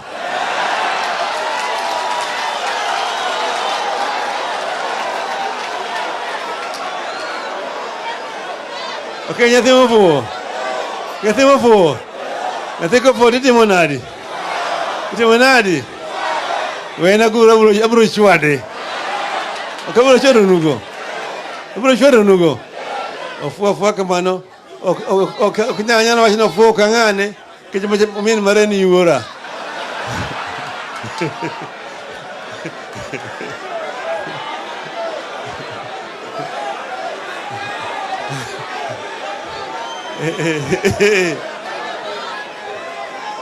Hello? Hello? Omiyo thurwa. Anadwani mondo wawew kama. Nikech uneno kan mjumbe wuta ngeno fuo. Nyathi miluongo no Shanda ni ani magole e university. Ma puonjro ne fees be. Ma kete tich. Ma puonje. To wiye lokore gimoro nono. Otare. Moro be ni game. Ma be ofuo kucha. Wacho be mang'eny manono kabisa. Moro be ni ugenya.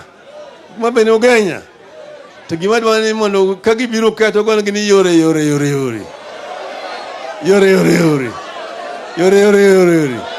Okamano jothurwa. Anaseng'iyo kacha. Aseneno Kenya. Piny osewalo. Ok piny osewalo. Pile wadhi yiero tikwalo. Pile wadhi yiero timo nadi? Wanwano riyo machielo mok mar yiero cha. Ubinyo maber. Gima jo piny dwaro. Nyaka wachung' e katiba manyien. Katiba manyien ni ochiwo teko kuom jopiny. Owacho niya. Ni sovereignty in the Republic of Kenya is vested in the people of Kenya. Uwinja. Ni teko e piny Kenya ni lwedo jo Kenya. Jopiny no tiyo gi teko no gin giwegi. Ragi nyalo miyo joma gigone ombulu. Mondo tigo. Koro ng'ama ogone ombulu cha en ng'ama in miyiero. To koko ti maber tinyalo kawo teko ni tiyo direct. Winjo kamano. To gima timbe ni joma yiergi ka gidhi kucha tigo dhogi bor kucha. Inyo luongo gi State House ni gidhi dwaro maendeleo mar minegi. Kore momiyo waduogo teko kuom jopiny. Emenyo nino kwa keto ni jigo sei. Nigo sei. Usego sei. Adwan mondo go sei. Uikru ma go sei.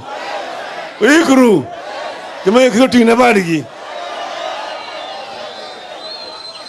Sani waseyudo sei maromo 8,900,000. Uwinja. Udano chop 10,000,000. Uwinja maber. Kene Ruto Chebukati nomiye ombulu 7,100,000. Okamano. To mano uyudo adiera gin 5,900,000. Okaneka onomiye 7,100,000 to mano miyo 6,900,000. Noyugo ga 2,000,000. To manda adiera mane isaba to uyudo 5,900,000. Mano uyudo 8,100,000. Uwinja maber. Koa chomo 10,000,000. To wakoni koro sani wado pimo pigi mogo. Uwinja maber jothurwa. Luongo gi dho Kisungu ni self determination. Uye no tim kamano. Jothurwa uye. Kena muye. Uwinjo ting'ne badgi. Adwani mondo wakwo Nyasaye mondo ket chuny nyithindwa gi ekika maber e polo malo. Erokamano.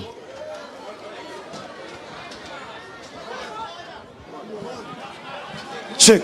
Niombe tusalie kidogo kwa maombi ya mwisho. Bishop Silas Owiti, karibu. Let's believe and bow down for a word of prayer. Let's believe and bow down for a word of prayer. Loving and everlasting Father, in the name of Jesus Christ, and by the unction of the Holy Ghost, we thank you for the leaders, our Azimio leaders, under the leadership of His Excellency, Raila Amolo Odinga. We thank you, God, for their presence here to condole with us, and we thank you for this meeting. We thank you for your guidance and for your wisdom. Even as we leave this meeting, God, everybody departing to different destiny, we pray for your protection. We pray for the families that lost their beloved ones, that God, your guidance will be upon them. Holy Spirit, take charge, and your preeminence remain upon the land as you bless the nation of Kenya to the glory of your name. In Jesus' name we pray, and let us all say amen.